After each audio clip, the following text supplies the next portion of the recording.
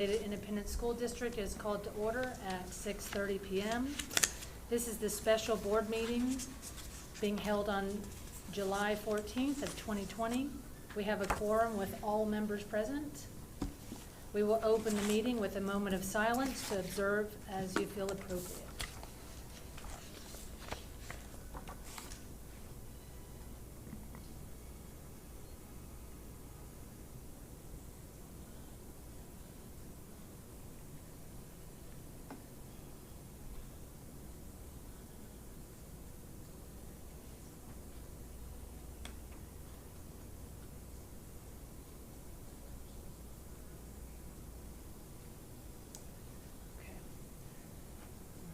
If you'll please stand and join us for the Pledge of Allegiance and then the pledge for the Texas flag. I pledge allegiance to the flag of the United States of America and to the republic for which stands one nation under God, indivisible, with liberty and justice for all. Honor the Texas flag. I pledge allegiance to the Texas, one state, under God, one and indivisible. Man. Before we move on today to the audience to patrons, I would like to ask Mr. Morris, our legal counsel, to address how the mask requirement and the governor's order applies to our board meeting tonight. Mr. Morris, can you explain how that order applies, please? Yes, Madam Board President. So the governor, you all may know, has issued a mask order, and that order says that you must wear a face covering or over your nose and mouth when in a building space that is, one, open to the public, and wherever it is not feasible to socially distance. So because you have the ability, because it's feasible for you to socially distance in your meeting tonight, given that you are spread out and separated by 6 feet or more, once you are in your seats, you are accomplishing social distancing and you're not required to wear a mask. You certainly can. There are some people here who obviously are, but that's not a requirement of the governor's order. Thank you. All right, next item on the agenda is audience to patrons. Ms. Fawcett, do we have anyone who signed up to speak today? Yes, Madam President. We are now at the portion of the meeting when the board allots time to hear persons who desire to make comments to the board. Persons who wish to speak. Karen, would you use the mic, please? I'm sorry. You want me to start over? Yes, please. Madam President, we are now at the portion of the meeting when the board allots time to hear persons who desire to make comments to the board. Persons who wish to speak to the board must sign up to do so as they arrive, and they must indicate the topic about which they wish to speak. No presentation shall exceed 5 minutes. The board will hear concerns, but the board cannot deliberate, discuss, or make a decision on any subject that is not posted on the agenda. Persons who speak to the board cannot complain about a district officer or employee in open session. Such concerns are heard in closed session after proper posting of the agenda item has occurred. As you come forward, please state your name and your address. Our first speaker is Catherine Harris.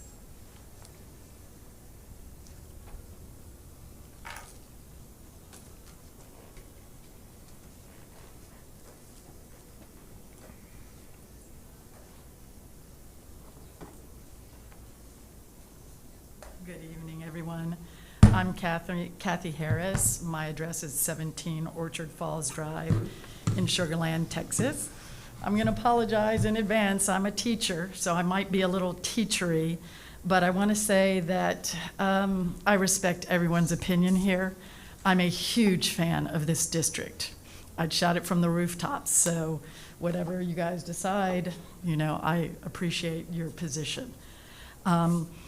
I'm a language teacher, but I want to talk about science, math, physics, and psychology. I've prepared some notes. I've been following the scientific abstracts in Science magazine since this started. We don't know whether children are vectors, whether to each other or to adults. That's still uncertain.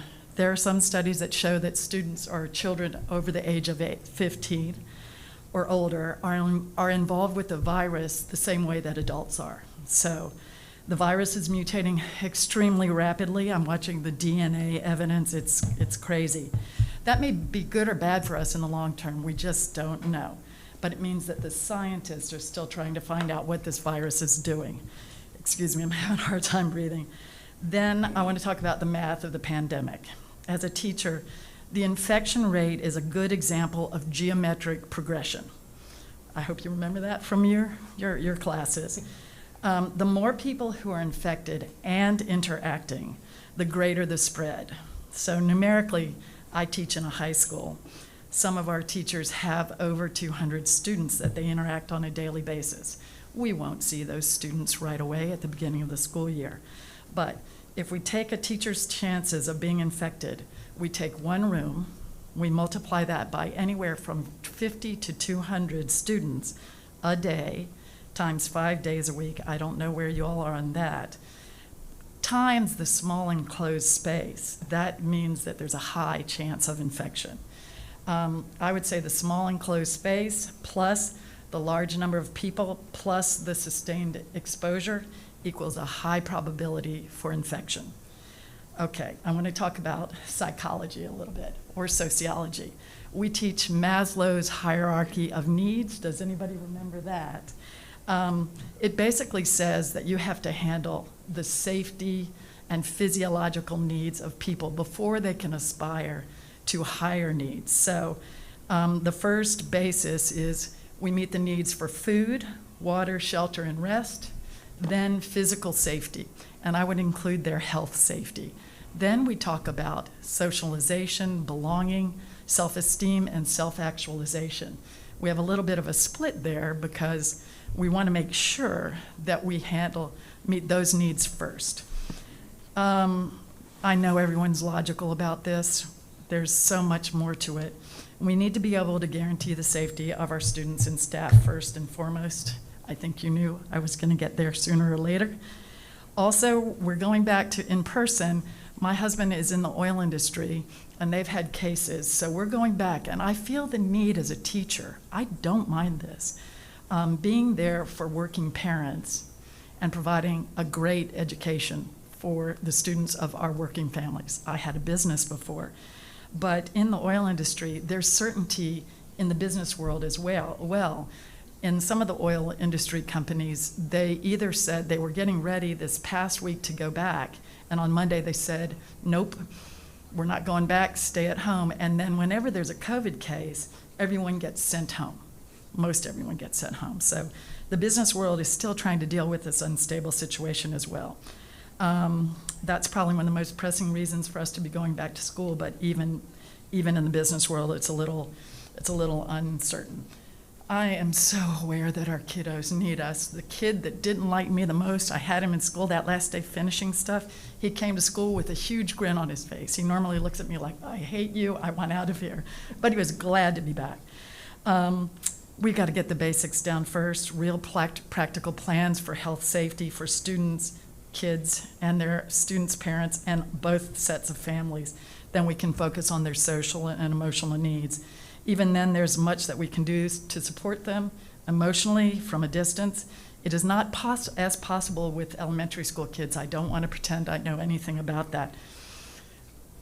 It's kind of silly. We've all seen the disaster movie Jaws, right? Remember when the mayor said, hey, the economy, it's getting bad. We got to get in the water. We all kind of know how that turned out. So thank you for your time. Thank you.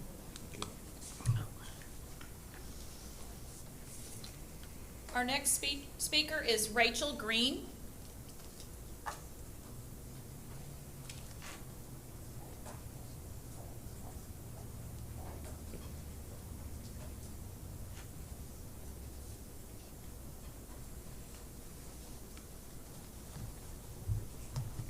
I'm Rachel Green. I live at 1514 Pecan Trace Court.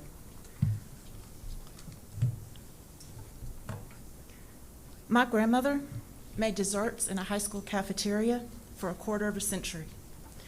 She didn't stop when diabetes and heart issues became issues because of her cookies and pies. Because her cookies and pies were the last food some children had until breakfast the next day, she didn't stop. Today, we haven't closed school cafeterias in response to peanut allergies or other health issues associated with food. The cafeterias are still open. My mother taught learning disabilities for decades, traveling across rural Oklahoma and Indian reservations to teach sick kids and children of abuse, addiction, and broken homes. She kept at it when her kids had lice, infantigo, or scabies. My husband just helped Lamar Little League have a safe season. It ended 2 weeks ago. Their board talked about how AIDS in the 80s and 90s didn't stop school wrestling and how the risk of concussion hasn't stopped football. He wants all of you to know that he is willing to volunteer to help open the school doors. Our district, and Dr. Randall, has teachers that teach our children math, the social contract, and critical reasoning. And I'm grateful for your leadership as trustees. Your bios that are available online show that you are committed to leadership in your personal, family, and professional lives outside of this trustee work. You exercised fortitude when you signed up for this work. Please exercise fortitude when you march into your closed session later today. Please ask how this 5,000 people being sick illness compares to the 800,000 people who live in Fort Bend County. Please ask how that statistic compares to hunger, child abuse, and children who are falling behind, and the projected increase in child mental illness problems. Please weigh it carefully. I'm grateful for your work. I pray for you people every time school starts, every time school ends, and every time Lamar Consolidated shows up in the newspaper. I'm grateful for the people who sat in your chairs before you, and I'm counting on you to exercise as much strength and fortitude and wisdom as you can muster. I'm looking forward to school opening. Our next speaker is Pam Stortz.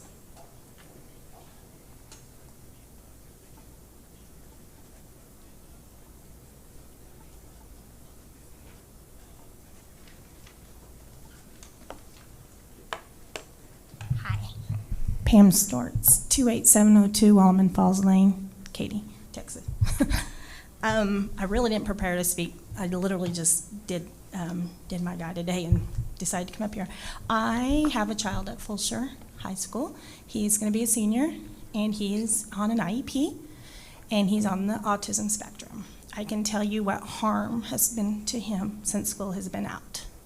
It has been devastating to a child that relies on the school for his social skills. I spoke to him before I came here tonight, and that's why I decided to speak, because he said he learned absolutely nothing from when school got out at spring break on, not one thing. And how is he going to be prepared to go to college for that? I depend on the social skills. He's involved in band, and I think we have to be trusted as parents and teachers to be trusted that we can do whatever it needs to be done. But I feel the harm that you're doing to the children more, to have them out of the classroom, to their mental health, is way worse than the chance of the other. So I do have these numbers that were listed on 7/11 from the DSHS State, Texas. And I know we probably have a couple extra counties, but for Fort Bend County, it shows only, and every death is important, it's a travesty, but 61 deaths. And I think nationwide, if I have the number correct, there is 30 children under the age of 15.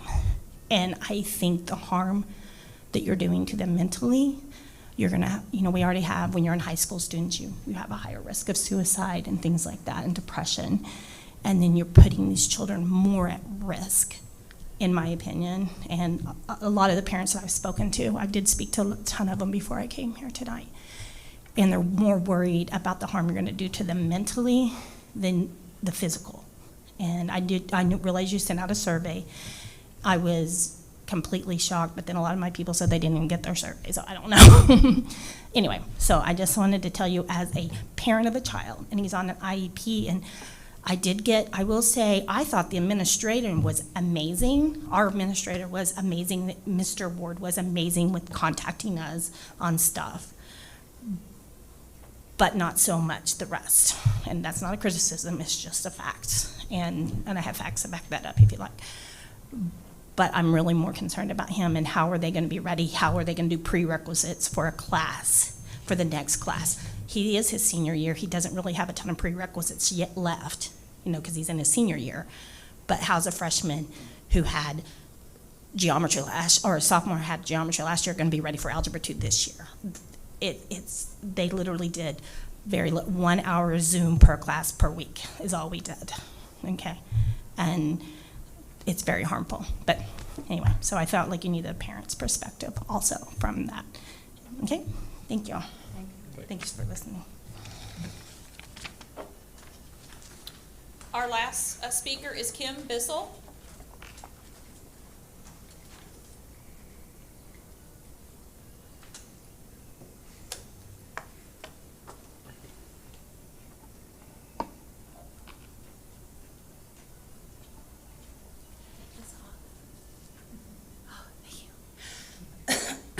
Hi, I'll be brief. I just wanted to take a moment to step up here and just say thank you.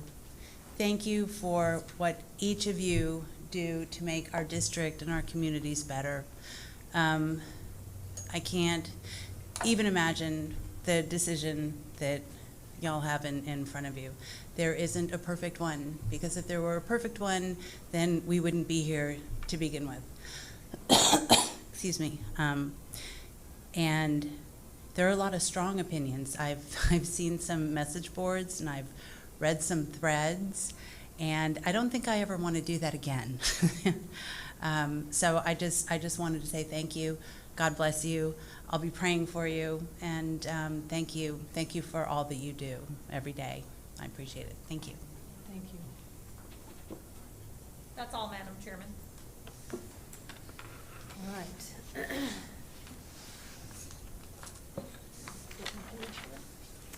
Okay. So I will now read through the action items. Then I'm going to ask for a motion and a second, and then we'll open them up for discussion.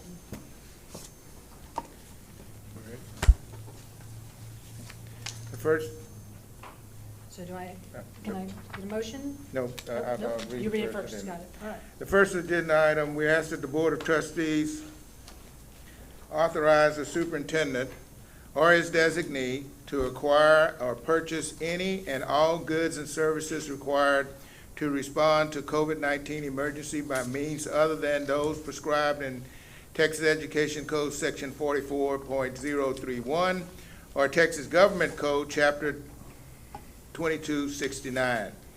To amend the general fund budget for emergency expenditures relating to the reopening of schools for the 2021 school year, and to create guidelines regarding absences and the carryover of certain categories of accrued leave earned by employees. Planning is currently underway to comply with the governor's executive order and the Texas Education's requirement for instruction in the 2021 school year. To successfully execute the transitional plan ultimately established over the coming weeks, the emergency acquisition of goods and services may be necessary for district operations to continue and to promote health and safety of the district students and staff. Any resulting contracts executed under this authorization will be brought for ratification by the board at a subsequent meeting. It may also be necessary to commit unbudgeted financial resources for goods and services to implement new instructional models and to maintain the health and safety of district-owned facilities and equipment. Administration believes it is necessary to delegate authority to the superintendent to amend the budget as needed. Due to the closure of schools and the subsequent modification of business operations, many employees have been unable to use leave days under their current work schedules. Because of this disruption, it is necessary to lengthen the amount of time employees are allowed to use the days allocated or allotted to them. Delegating the authority to the superintendent establishes the guidelines for extending the leave. All delegation authority granted by the attached resolution will result in will remain in effect for a period of 90 days unless the board extends such delegations for a longer duration. And we're asking the board to approve this resolution. I'll make a motion to approve the resolution. Do we do that and then discussion? Yes. Okay. Do we have a All right. second? Do we have a second? Alex Hunt, second. All in favor? We have discussion. Okay, discussion, got it. Anyone? You're okay. No, I mean, I didn't know if there needs to be any discussion. I had a question, but Go does ahead. I anybody don't else have- have one? no. You go ahead. No, I'm fine. You're done. Okay. I just wanted to know how we're gonna be determining, who we'll be using for the acquisition of the emergency goods and services, like the contracts, how we're gonna, is it people that we've used currently type thing? Yes, but I'll let Ms. Ludwig, she is anxious to share. Actually, this resolution is a fail-safe. When at all possible, we're going to still follow the guidelines and the procurement rules of the state. And in most cases, in fact, I can almost say 99.9% of the cases, we'll still be able to procure under the rules and regs of the state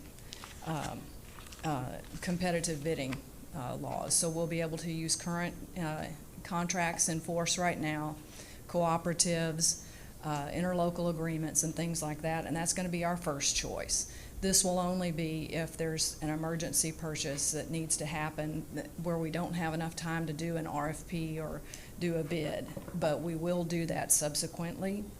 And any interim contracts we enter into, we will bring to the board also for approval, or ratification rather. So this is just a fail-safe, really, safety net. Ms. Kaminsky? The PPE items, how will that work? Because will that be something that we're gonna have to purchase kind of at the last minute, or we run out? No, we have been making purchases of PPE, and we're continuing to make purchases of PPE. Plus, we've just received and are still receiving a state allocation of a lot of different items of PPE. Face shields, face masks, Sanitizer? thermometers, disinfectants, various different things. So that's in place. So it's already being purchased, and we already have a stock of a lot of it. And I will say that the state came through.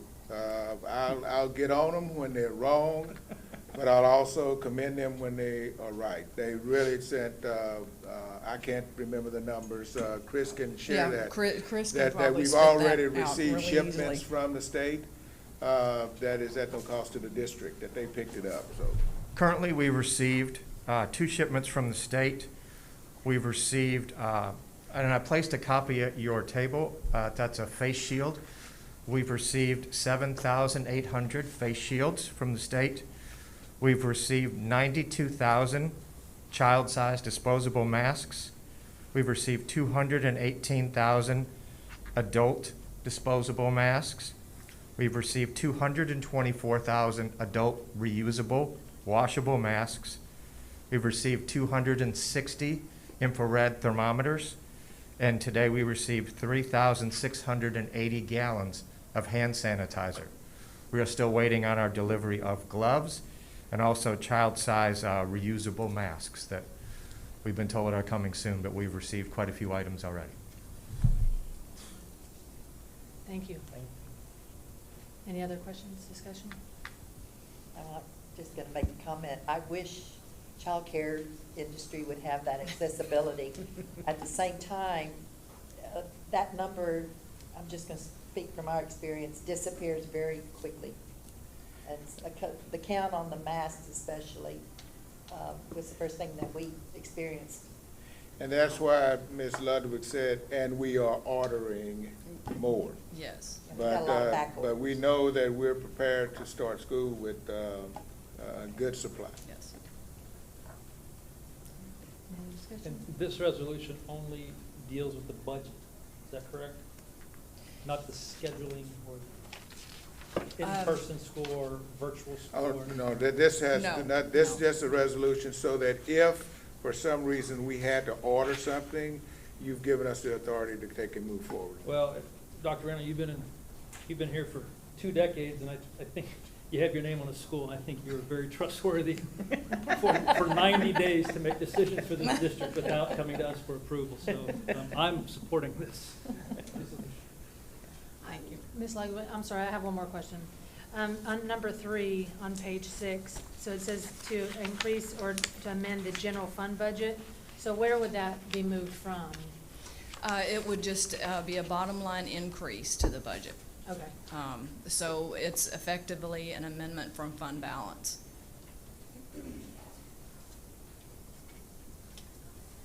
Okay, that's all I have. All right. Take the So the vote. vote, okay. So, all in favor, please raise your hand and say aye. Aye. All right. Okay, none opposed. Motion passes, carries. The next item, Madam President, we ask that the Board of Trustees to approve the updated memorandum of understanding between Houston Galveston Institute Counseling and Lamar Consolidated Independent School District for mental health services provided for students and families, and authorize the superintendent to execute the agreement. If you remember last month, you approved the MOU, with HGI, and that what we're doing now is updating the MOU to include the addition of 13 therapists that's going to be paid for by the George Foundation grant.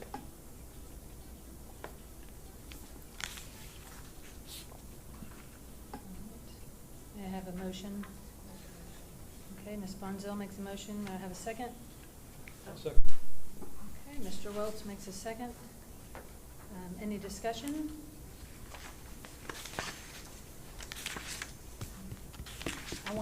I just wanted to thank Dr. Roberts for her efforts in this, and the George Foundation, and all who worked on this. Looks like Dr. Maxwell and Dr. Mossage as well. So thank you all very much. Much appreciated. It's a really big deal for our students. One question I do have, how do families sign up for these services? Is it gonna depend on? So as we work through this, in person, in the past with HCI, counselors have found and students and worked with them to get that HCI services. Parents can also request the services as well, and because if it's now virtual or however that goes for face-to-face, HCI has also worked to ensure that there's capabilities of doing either in person or via virtual. Okay, great, thank you. Any other discussion? I have a quick question.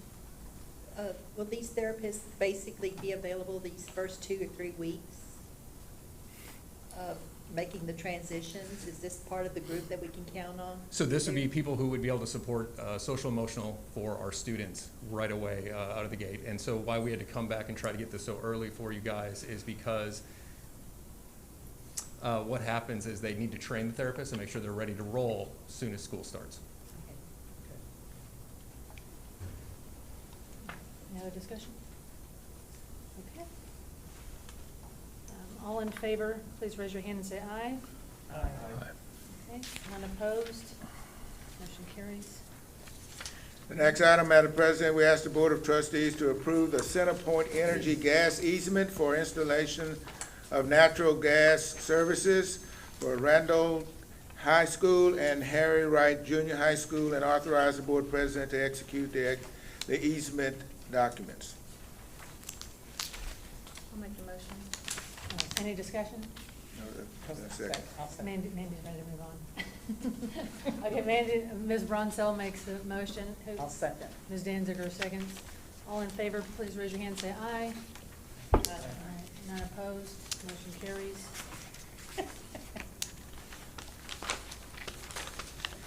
The next item, we ask the Board of Trustees to approve the return to school guidelines for the 2020-21 school year and delegate final authority to the superintendent to adjust the guidelines as necessary based upon the rapidly evolving COVID-19 pandemic in Fort Bend County. Lamar CISD will offer both on-campus instruction and virtual instruction during 2021, and parents will be able to determine which model is best for their students. Dr. Rockwood will review the guidelines.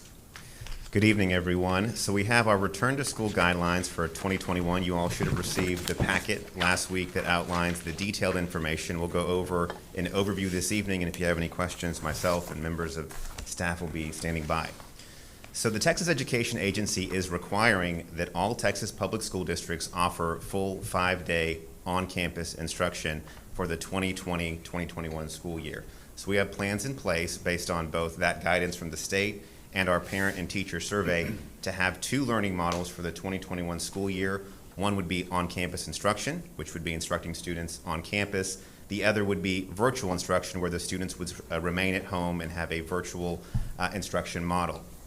So we're going to have a quick overview of the on-campus instruction model first.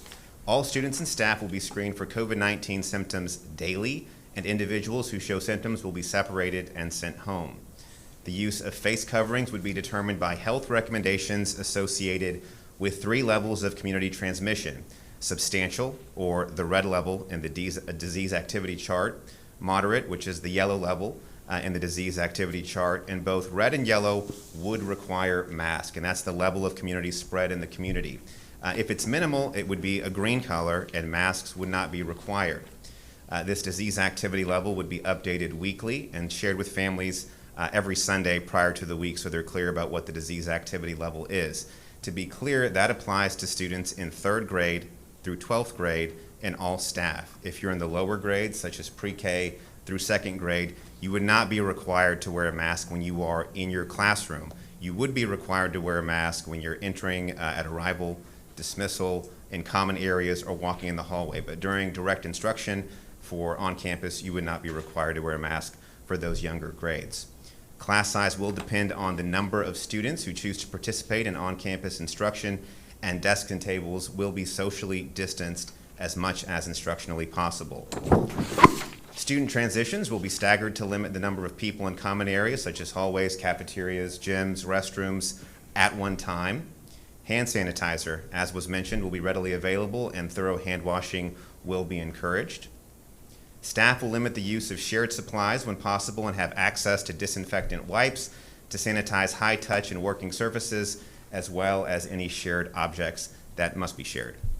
Students that require transportation will sit no more than 2 students per seat on the bus, and those students would be required to wear a facial covering or a mask regardless of the disease activity level due to the inability to social distance on those seats. When you look at the other model, which is virtual instruction, based upon the guidance from the state, virtual instruction will have a higher level of rigor than what we experienced with remote learning at the end of last semester. Virtual instruction will require support from an adult at home as well as within the online classroom environment. Virtual instruction follows the schedule of classes at the student's home campus at the secondary level, or daily time expectations per content area at the elementary level. Virtual instruction requires students to participate in both asynchronous, which is online without any real-time interaction, or synchronous, real-time online learning opportunities. So there's options for both. Each day, students will engage in daily lessons, activities, and assignments in all classes in order to be marked present for the day, and many of these attendance requirements are directed from the state. Grading for all virtual instruction courses will follow the same grading policy as the courses that are in the on-campus instructional model. Due to the rigor and participation expectations of virtual instruction, each student will likely need their own device as well as access to high-speed internet at their home.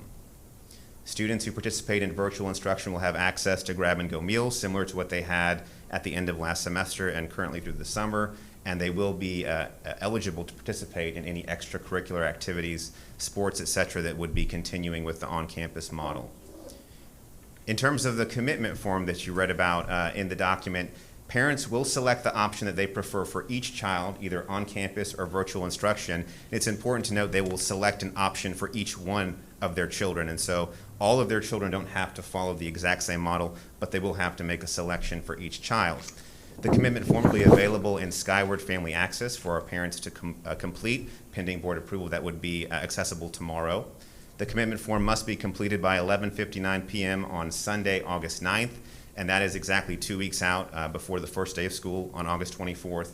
and that's aligned with state expectations, but also we need to have master schedules completed, assignments for teachers completed, all before they return on the 24th.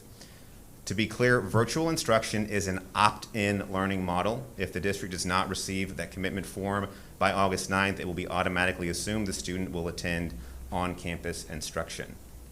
Now, that being said, parents will have the option to change their learning models at each grading period transition.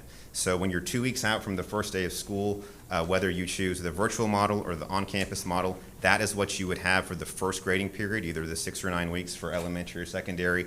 But as we approach that deadline, if the parent decides, you know what, I'm in the virtual model, but I want to go back to school, I like what's happening there, they can make that change at the grading period, and vice versa. If you're doing on campus and you feel like, based upon any number of factors, you want to adjust and go to the virtual model, parents can do that, and they can do that at every grading period so long as this platform is in place for the 2021 school year. In terms of campus staff, all campus staff, including those teaching virtually, will be required to report to their campus every single day. Teacher assignments, either on campus or virtual, will really be based on student needs, based on the commitment forms. And so we had some survey results about parents and what their preferences are, but as we get those commitment forms in, that will be hard data in our Skyward system to know exactly what we'll have to plan for each learning model. All teachers will be cross-trained in the virtual instruction to ensure educational continuity if a campus has to pivot to 100% online, if there's another government-mandated shutdown, or if there's an outbreak at a campus that we need to pivot. So everyone will be ready and prepared to access and use all the tools we have for virtual instruction, even those who would be teaching in the on-campus model. So the next steps, plans are in place to share these overview details along with the detailed support documents that you all received last week. And so to be clear, all the documents that are in this document or booklet will be web pages, and they're ready to go live tomorrow. So as a parent gets this high-level overview, but some might want to go really into the details about isolation protocols, the disease mitigation levels, and so they can see all that information to make a really informed choice prior to 2 weeks out before the first day of school. The Lamar CISD transition team, along with subcommittees, are finalizing the day-to-day logistics associated with these overarching guidelines, so assuming the board approves this plan, all of the additional small details about how things would operate day to day. We are working with our campus principals. We are having teacher input to ensure that we have the best start to school for the 2021 school year. And as was mentioned earlier by one of our parents, this is not a perfect situation, but we really prioritize the health and safety of our staff and of our students. We want everyone to know that we're taking all of the information from the state, we're working with our staff, we're having teacher input, we're having parent input, and we are going to meet those state expectations, directives, and requirements in the safest ways possible, and we'll be ready to adjust as necessary. And we really believe that these guidelines meet those state requirements and give us the best start for the 2021 school year. So that's the high-level overview, and myself and members of Cabinet and others are standing by to answer any specific questions. I'm sure we have some. Who wants to I have start? a few. You want to start down there? Yeah. I'll do a few, and then I'll stop, and maybe others people will have mine. Yeah, I kind of worked on this a little bit. Coming from all perspectives, I do want to say, first off, thank you to Dr. Rock, to your team, to all 31, or how many people are on this committee. It's not easy, and I know when you're doing this, you're thinking of your own children and your own families and the teachers, and it's very emotional.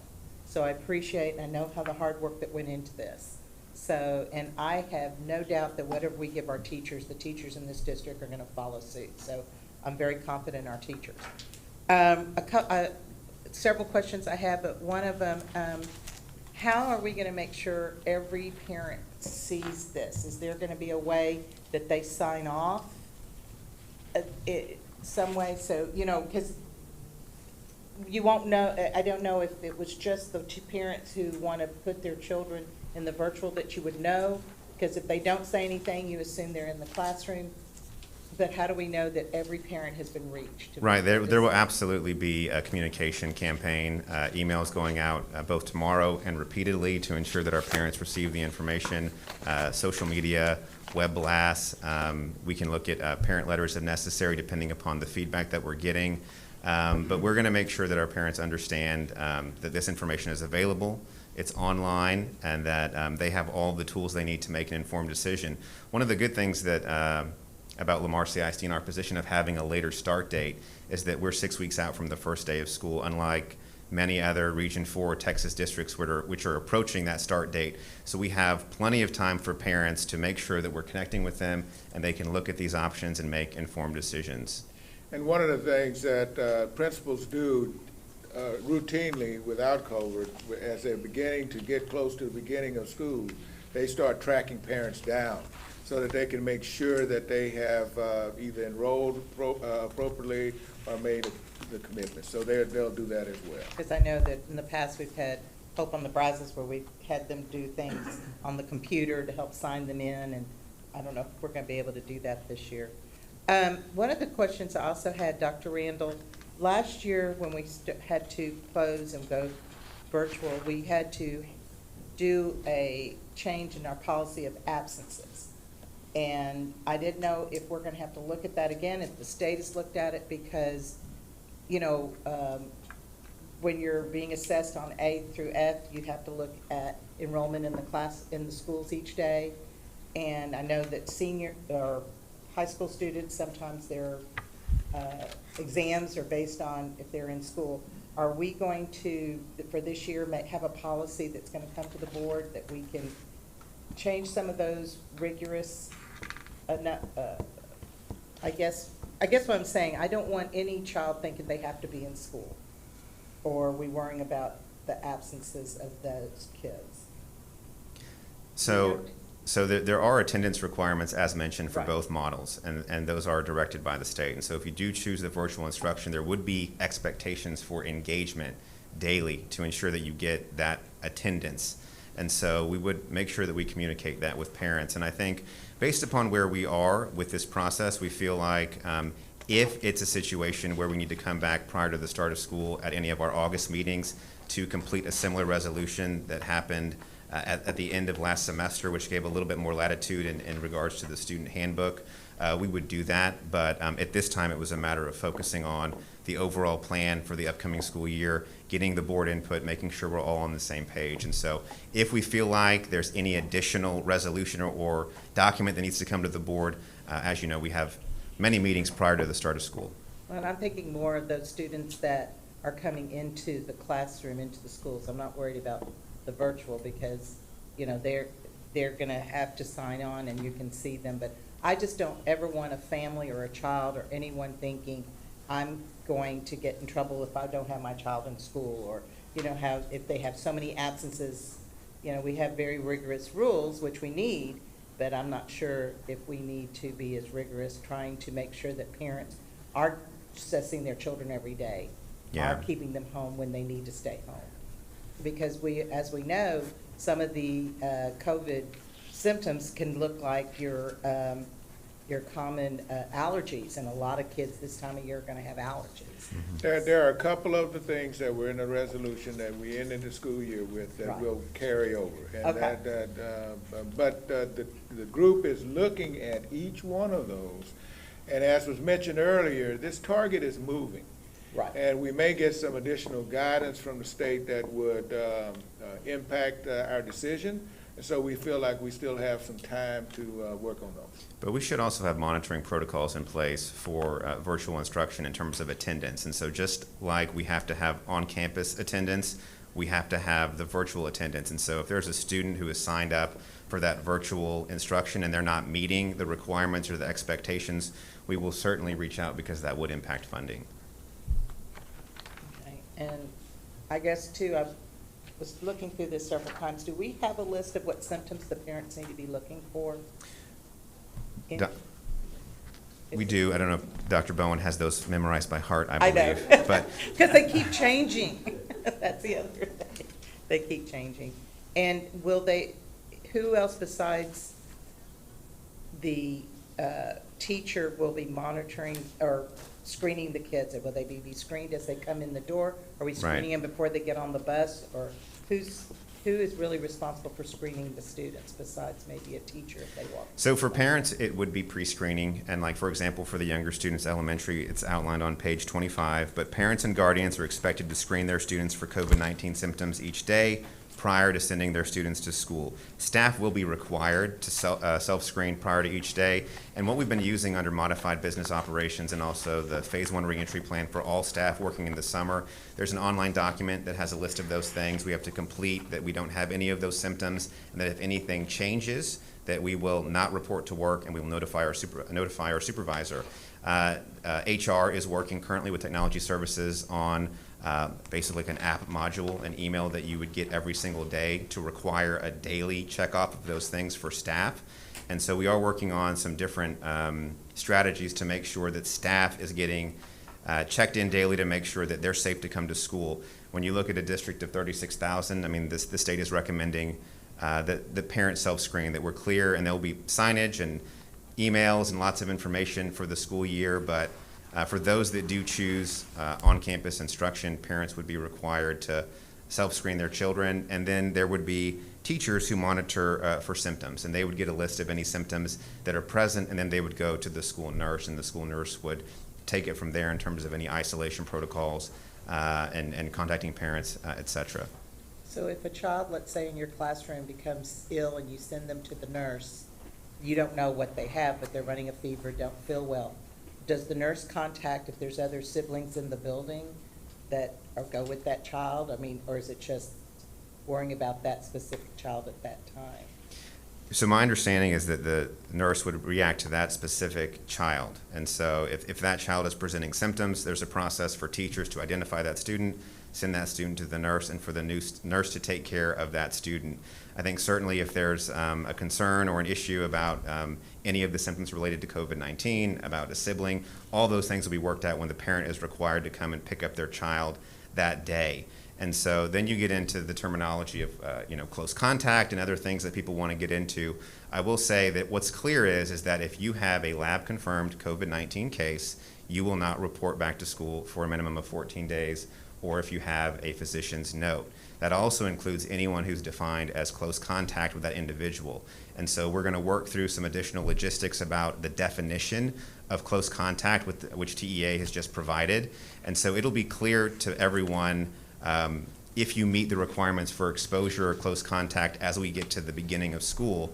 But everyone needs to know that if you are deemed in close contact with someone who has a lab-confirmed COVID-19 case, you will be required to quarantine, similar to the individual who actually has the positive case. So if the teacher, if the Conceivably, yes. Or the other students. Correct. And I think, go ahead. No, I think it said in there too that if that child was removed, that you need to remove all the other children from that room, and then that room will be, I guess, sanitized or cleaned before the students can return?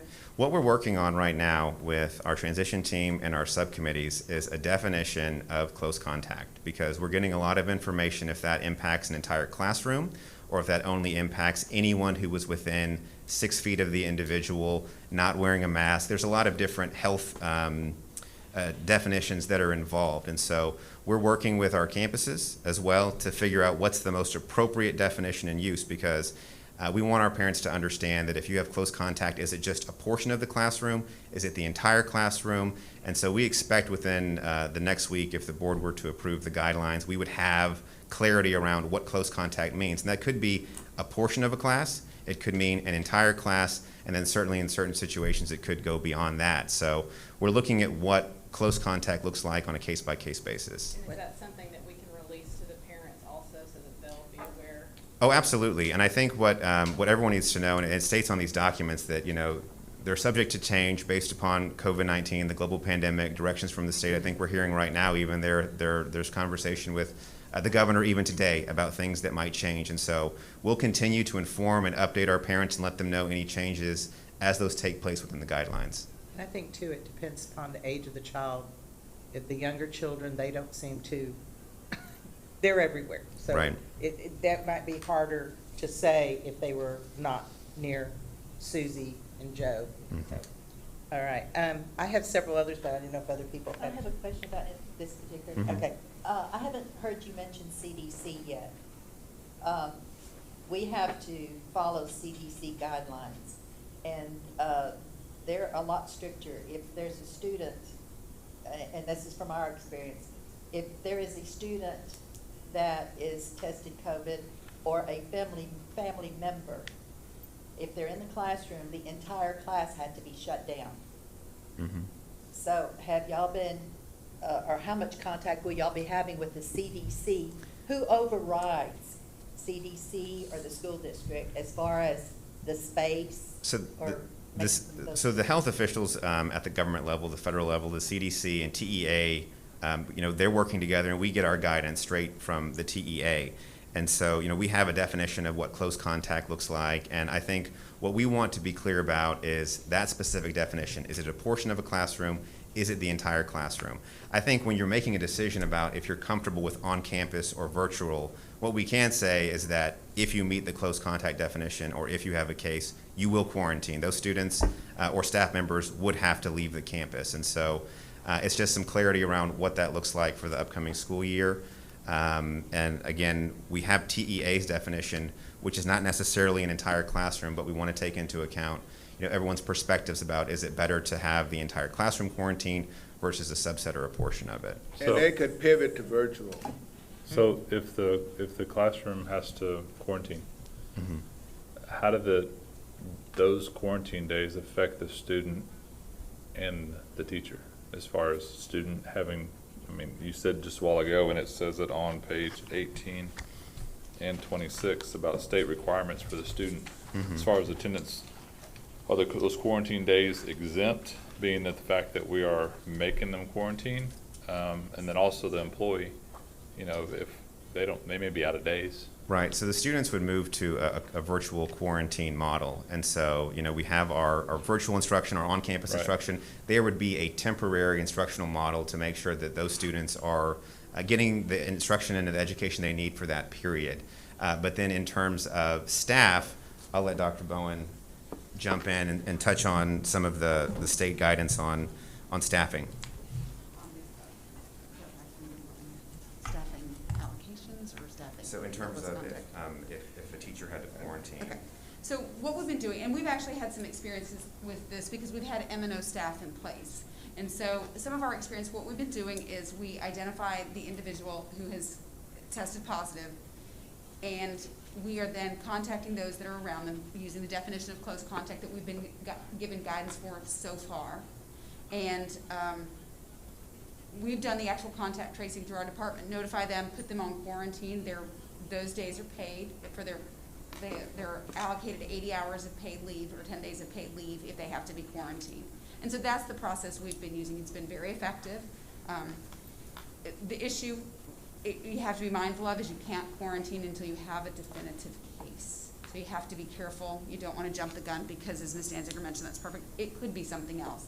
And you don't want to begin quarantining large masses when you don't have something definitive. And I could be wrong on this, so correct me, guys, but we could literally take that entire class and move them to virtual, and they don't miss a day. Right. They don't miss anything. The teacher goes virtual, the students go virtual. And that is where I think is the positive, that no one is negatively impacted because the kid doesn't miss any days from school. Did I get that right, guys? You did, and that's also part of the reason that Okay. we're doing the cross-training, so that any teacher, should they have to switch at any point into a virtual mode, is ready to do so. But if a teacher gets sick, would they have a virtual sub? We do have subs that we used virtually all last spring, and so we are prepared to do that again, and that's part of the subcommittee work that we're doing right now, is what that looks like for the campuses. So if a teacher is quarantined, then they would get an exemption from the rule that even virtual teachers need to be on campus. Correct. Okay. Because they would be quarantined. Right. So if they were in a position to work from a remote location, they would do so at that time. If a teacher does contract COVID-19, you said something about 10 days of leave, did you? So, again, look, let me ask for a clarification. Are you saying? Dr. Bowen. Mike, I'm sorry. The clarification is, are you asking when they become ill to when they can return? Well, if they get ill until they can return, I know it's either 14 days and when they get a doctor's note, but I'm talking about their leave. Or do they have to burn through their regular PTO, or do they get an extra bank of hours since they're in the classroom? So there are some provisions in the Act that allow for the 10 days And then if they go beyond that, yes, they do have to tap into their own leave. But we do try to work with our staff. If they can work remotely during that time, we work with them to be able to do that, to minimize the impact. Because very candidly, some of our employees that have had it have really had no symptoms or very minimal symptoms and have been able to conduct all of their work. And so it's not had an impact on them. The other thing I want to clarify on the return is that the process we've been using for staff, because in some instances medical providers are so overwhelmed they do not want them coming back for a negative test. So we do have, if their medical provider won't give them a second negative test, we do have an alternative measure to determine when they're safe to return to work. It's a three-pronged test. First is they have to been 10 days, at least 10 days from diagnosis and, or from onset of symptoms, and 7 days symptom-free, and 3 days fever-free without any medication. So that typically puts them in the 14-day range. I have a question. I want the public to understand that Lamar does not have a choice. The TEA is giving us a directive to open the schools and provide virtual. Isn't that correct? Yeah, the TEA is requiring the state, is requiring every district in the state to offer full 5-day instruction on campus. So I bring that up because I don't know if everybody in the public understands that or appreciates that, because there's a lot of debate. Is it safe to open the schools? Is it not? And it's out of our hands. So we're not independent, as the ISD implies, in that kind of a decision. We have to open the school. Now, just to be clear, right now, the TEA commissioner has offered like a 3-week exemption for several districts, and primarily our understanding is for a lot of districts that are starting earlier in August, they might not be ready to go back for full on campus, and so they have a little bit more time to make their plans. But with Lamar CISD starting later in the month, we feel confident in starting on August 24th if the board approves the plan this evening. So my question is, as far as staffing, because I've got most of the emails I've received personally have been parents saying social mental well-being of my student, open the schools. But recently I got an email from a teacher in the district that is, I don't know, paranoid, but very concerned about going back to school. So if the numbers of students in the classroom are higher than the number of staff who want to come back or feel safe coming back to the classroom, what's the plan there? So just to be clear, we're expecting all of our teachers to report to their campus every single day. And so whether they're teaching on campus with our on-campus students or they're teaching a virtual model, they will conduct that teaching from their campus. And so a lot of that is driven based upon the commitment form, what our parents want to do in terms of how many teachers will teach virtually, how many teachers will teach on campus, and the necessity for both of them to be cross-trained. And so beyond that, we're going to make it as safe as we possibly can, taking everyone's considerations into account. I think beyond that, if you have an immunocompromised individual or other things, HR works with those individuals about accommodations and things that can be put in place to ensure their safety. So every teacher will show up at the campus every day and either teach an in-person class or a virtual class? Correct. Now, have we figured out yet, will some teachers be doing both throughout the day? Like they'll have a class period with in-person, or we have? The majority of our teachers will be teaching one or the other, but I'll let. One of the concerns that was expressed to us is that would make things a little complex. So we're working with the principals in our subcommittees to come up with some options to assist with that so that we don't have it. Can we stand here and say that definitively that may not happen? It might not, because of some very unique, specialized courses. But it is our goal that they teach in one modality, and unless they have to pivot and then switch at that time. I may have missed it, but are we, and it's kind of piggybacking on your question, adjusting the class size in those classrooms? We have not made, part of it, so much of it's going to be student numbers when we began to see what that looks like, but we have not made a determination yet as adjusting numbers. I do know that we're going to look at the social distancing. Does TEA give y'all any kind of a child staff ratio to consider? Unless they've made a change, it's still our 22-to-1 at K-4, correct, Dr. Randall? They actually started out with a smaller number, and then they pivoted to you can have up to the same number of kids that you normally would have, but they also say that you need to practice social distancing as well as wearing masks. So some of that, we're gonna have to determine locally, but we won't know until we get the feedback back exactly how many kids. It could very well be that we only have 25% of the kids that want to come back and participate in school, and that means that we've got lots of space that we can spread people out. If 75% comes back, now we've got to get more creative. Well, it could be some teachers are gonna have to not have so much of their fun stuff in the classroom, so that way they can spread it out there too.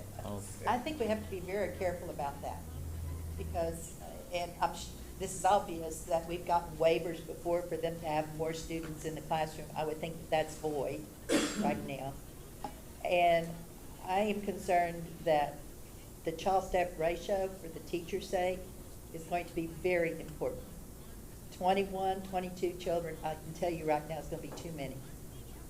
And the expectation of that teacher to follow all the safety guidelines, one of the questions I was asked, are they going to be allowed extra time in their schedule to check their students in the mornings when they are outside? Restroom times are going to take longer. Going to the cafeteria, eating times, even if it's in the classroom. Are the teachers going to be given another schedule, or are we going to have to consider adding on some time for them to do the extras? So we're not making any overall changes at this time to our instructional calendar or our bell schedule in terms of the start and end dates or the start and end times. But within that time frame, absolutely, we're working with our campus principals right now. We're having conversations with, say, child nutrition about additional lunches. And so how we utilize our time within the start to end will likely look different, and they will likely need more time when you're talking about lunches, restroom breaks, et cetera. And so they will have additional time there.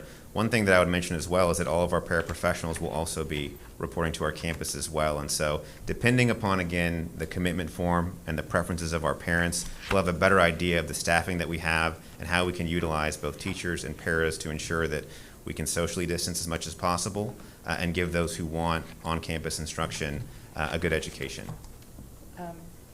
I had the concern about, I think it said that the doors would open, let's say, of the school, I don't know what time, elementary, 7 o'clock, I assume, is what it usually was.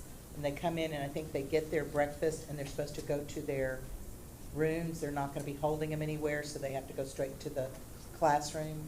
Now, teachers are on duty at 7:15, so are there going to be people monitoring those classrooms? Or the teachers are being asked to be in their classrooms earlier? Because it looks like we're not going to have any holding.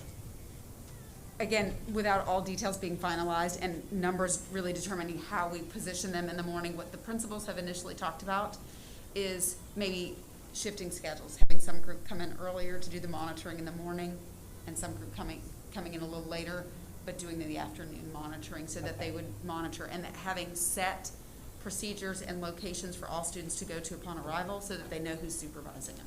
Okay. And I think it's important to realize that everything is going to be different. Right. And some of this, we're gonna have to make adjustments as we go. And I tell you what, I believe and trust in our teachers.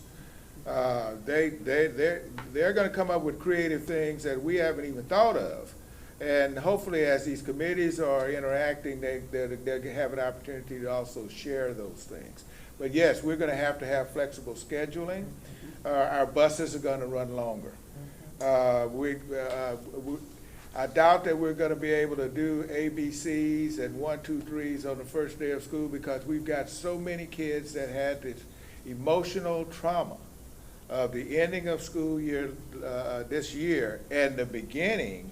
We're going to have to deal with some of those, and having been in the classroom, you know that you take care of that first, and then you start making the adjustments. And I think that that's what we're going to have to see as we go along. We're going to have to just make those adjustments, and it may be different at the very beginning, and we may make adjustments within the first week of school. I think the reality of it is TEA could completely flip-flop between now and the start of school. That is certainly a possibility, but we're ready. We have our plan in place. If they flip, we're gonna flop. We're ready. I have a question. Parents are continually asking us questions. Who do we direct the parents that have questions to? Oh, my answer is Dr. Roth. That might not be the right answer. Ultimately, they will reach out to their campus principal about questions about this process. So their campus administrator, we've been having conversations with our principals leading up to this evening. They've got staff meetings planned for tomorrow, assuming that the board approves the plan. And so they are in a position to respond to any parent inquiries regarding all these different details and what it might look like for next school year. And these documents will be available to them, emailed to them, or will these available? So every document online? within this booklet will be a web page tomorrow, assuming board approval again. And so parents will get an email tomorrow, staff will get an email tomorrow, they'll get instructions on accessing the commitment card, and then whether it's the overview, the commitment form, on-campus instruction, disease mitigation, elementary education guidance, secondary, CTE, special education, social emotional supports, all of that information will be linked and clickable from that email. When they go to the district website, they'll see it very clearly, all of the return to school guidelines that they can go through. And so for some parents, I think it's very clear that they already know what they want to do. And we would encourage those parents to go ahead and fill that commitment form out, because regardless of what happens, whether it's flipping or flopping, as mentioned, they know what they're going to do with their kids. And if we have parents out there that know what they want to do regardless, and they fill it out, that just helps us to plan to be more successful in the school year. But for those who are on the fence or aren't sure, as you can see, there's a lot of information here for them to go through to perhaps feel more comfortable in the decision that they're making. Okay, thank you. Mm-hmm. One of the things that I did not like in the booklet was on page 33. It says that there will be no lunch visitors allowed on campus during the fall semester. And I remember when my daughter was at Fort Thomas as a kindergartner, it was very important for my wife to be able to go over there and have lunch with her occasionally, and my sister too, when her son was at Campbell Elementary. So, and I don't know off the bat, it's probably not a wise thing to allow people in the building, but as the fall semester goes, I hope that we can make some adjustments to that for the parents of the elementary kids, because I don't see any elementary families sending their child to school and the parent having COVID-19 and going up there anyway. I think the parents are responsible enough to monitor themselves. The other question I had, though, in the back was there's not going to be any lockers assigned. Correct. In the secondary campuses. Right. So can you talk a little bit about how that's going to be handled with, like, a kid coming to school with a project due in the 5th period? What's he to do with that project all day long? Page 55. Correct. I'm sorry. Is it page 55? One of the things that you will see in regard to lockers on a secondary campus is that because of backpacks, a lot of kids are not using lockers. And so there are a lot of campuses throughout the nation and the state that just do not use them anymore. They're put in, but a lot of kids just carry their books in their backpacks. A lot of our books are in the online system. So it's actually, it's not going to be that big a deal for a lot of our kids. Obviously, again, where kids have some different issues, such as physical conditions and those kinds of things, to carry, big items such as projects that you mentioned or something, our teachers and our staff will definitely, and the administrators will definitely work with our kids to troubleshoot those issues. But we do not anticipate it being an issue moving forward. I can attest to that. My son, at George Ranch, I don't even think they have time to stop their locker to get to the other side of the building, so I think that locker thing will not. A lot of kids don't use them anyway. So are we putting lockers in Randall High School? Because it sounds like they're not really necessary. Well, I mean, I guess maybe some people do. I don't know, maybe. Equity. They decorate. Equity. There you go. They decorate. There you go. So what about, so that's for secondary, elementary, they've got hooks for their backpacks that are about 6 inches apart from each other, and if you're in an elementary classroom when school starts, the kids are all piled in front of the classroom. How's that gonna work? Are they not gonna be using hooks for their backpacks? Well, I can tell you one of the things that we have, and I'm going to go back to what Dr. Rockwood has stated, we have a number of principals and district staff, both at the elementary level and then the district, they're going to go over logistics. So items such as that you're talking about that go really into the weeds of things. If this happens, this is what we're going to do, or these would be guiding principles. Because we want to ensure that we have the responses as close to the work as possible. And so our committees will begin meeting this week to go deeper in that. But I'm still going to refer back to the same response. We trust our teachers and our staff and our administrators to know and to have to troubleshoot a lot of those different issues. One of the things that we're very clear on is that we're all going to learn something. One of the things the principals and I talked about today was that we might be doing something and all of a sudden the teachers are going to go, well, that didn't work. And we're going to have to go, okay, we're going to revise it and let's try this.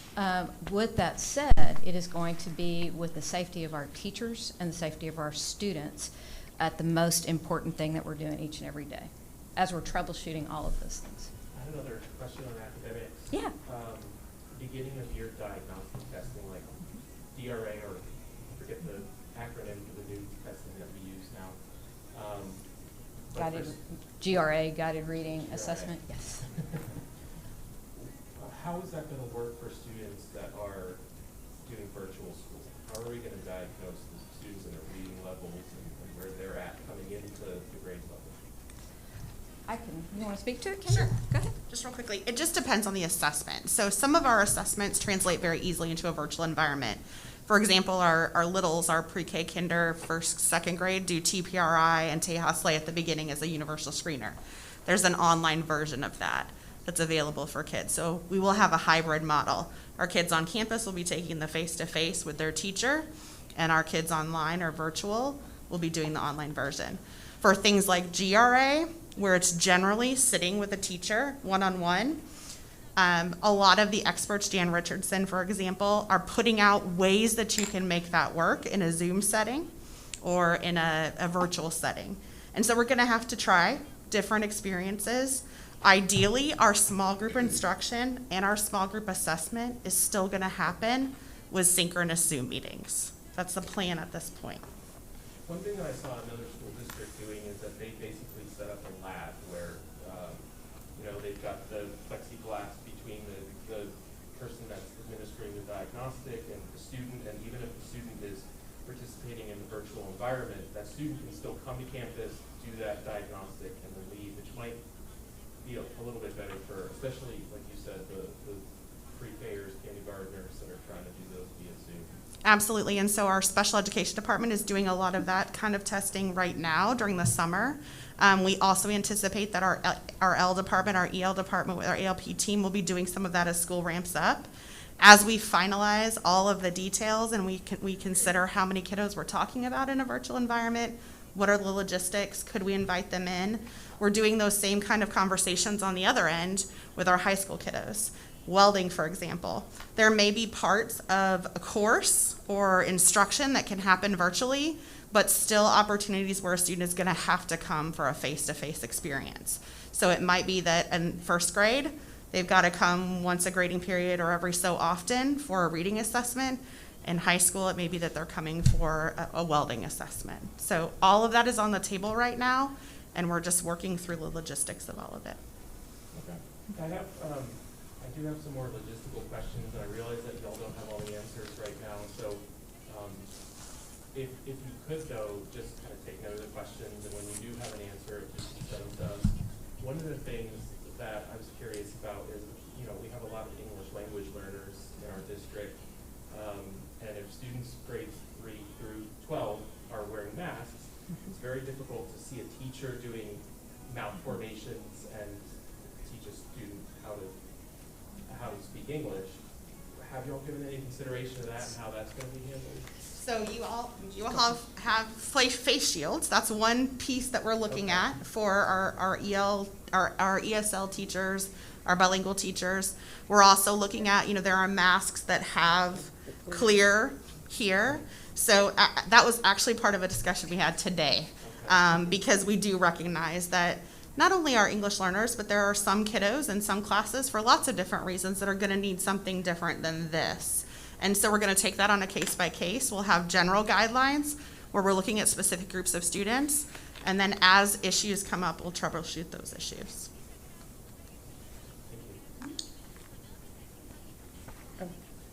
I was going to go back to the building and the cleanliness. Are we going to be hiring more custodians per building? Or they're gonna be cleaning on a rotating basis throughout the day? How is that going to look? As we look at it, it will vary campus to campus based on our in-person numbers and our virtual numbers. But we do have the flexibility. Our custodial staff works for the district, not for a campus. So if we see that we have a higher need at one campus than another due to increased number of students, we can move very quickly to assign another person to work during the day. We also, the way that we're looking at how we use our staff, we know that we're going to have certain things that we need to have staff during the day, custodial staff during the day, but also how do we utilize our after-hours staff to clean the building to make sure it's ready for the next day. So that's another one that we're looking at, and as our numbers start to come in, we're going to start with our regular allocation and then see where we need to move people to make it work. And are we gonna close all water fountains? That's a great question. What we're looking at is that we are going to encourage our students to bring water, but we do have a requirement to provide water on campuses. So what we're looking at is working with our campus leaders to strategically select which ones we're going to leave open and which ones that we will cover and shut off. And ideally, we'd like to have those adjacent to a restroom area so that a student could wash their hands prior to accessing the water fountain. We'll also come up with a plan where those will be cleaned periodically throughout the day. But we will have a limited number of water fountains available during the school day. You don't really I've want got to put kids. my 2 cents in. I don't think that's a good idea. Water fountains are terrible. If you've got the little cups available, the little ones, not big ones, but little ones available for them to use. But a water fountain, you're just asking. That's my opinion. I'm going to speak out because Sure, that's that is something I would be totally against. Well, I'm worrying about kids wanting to go refill their bottles at the water fountain too. Are you suggesting because they might put their mouth on it on accident? They do put their mouths on it. So- There's no Right, question about okay, that. so how do you get around them pushing the button to get the water? Because they're But- still But making that's contact the and rubbing their eyes. logistics. If you're gonna allow them to push the button, you still have to wash the hands and everything before you have access to it. You have those big water bottles, you know, where you just push the little button, there's no mouth contact. But daycares have eliminated, or starting to eliminate, any water fountains, because you can't control what your mouth is going into. okay. Thank you. I think some schools are putting places where they can refill. They're more of a. It's a bottle. There is a type bottle thing. filler attachment for the LK fountains, and we, really throughout the district, we do not have that option at this time. But that is something to look into. Please look into that. I have a question for Dr. Rockwood or maybe for Chief Warren. Fire drills, safety drills, drills where they're hunkering down, active shooter drills, logistically. Yeah, and so one of the things that Chief Warren is looking at is looking at the State Texas School Safety Center because there are state requirements on the number of drills. We've got some questions from our principals, and we stated that prior to the start of school, we always have administrator training where we go through things. Our expectation is that as we approach there, Chief Warren, if we don't receive any guidance from the state on an adjustment to their requirements, we will make some adjustments because, like you said, obviously for certain drills such as lockdown, et cetera, shelter, there's a lot of moving parts. And so we want to make sure that we continue to comply with the requirements of our safe schools, but we realize that those have to look different during a quarantine or a pandemic rather. Related question, we have the classroom intruder locks, but the guidance that I've seen is that the more fresh air, the more circulation, the better, which would dictate maybe you want to have the doors open.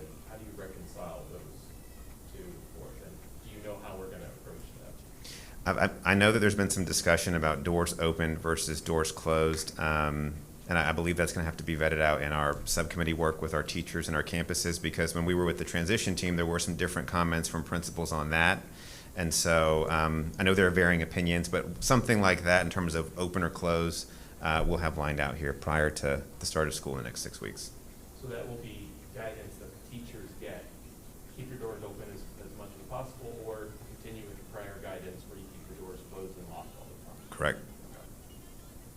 Does that have any, is that going to be against the fire department regulations too? So that's the main thing in terms of fire safety, fire code. We're looking at between how do we balance between whether it's a safety drill or fire safety code. We don't want to be too firm right now because we don't have specific guidance on everything. And so we're working through some of those logistics like every other school district right now. So what does sports look like in band and cheer and all that as of today? Well, I believe Miss Nelson is somewhere in the building. She's coming. She's been Yeah, have they she's been busy. Did they start? Yeah. That's what I thought.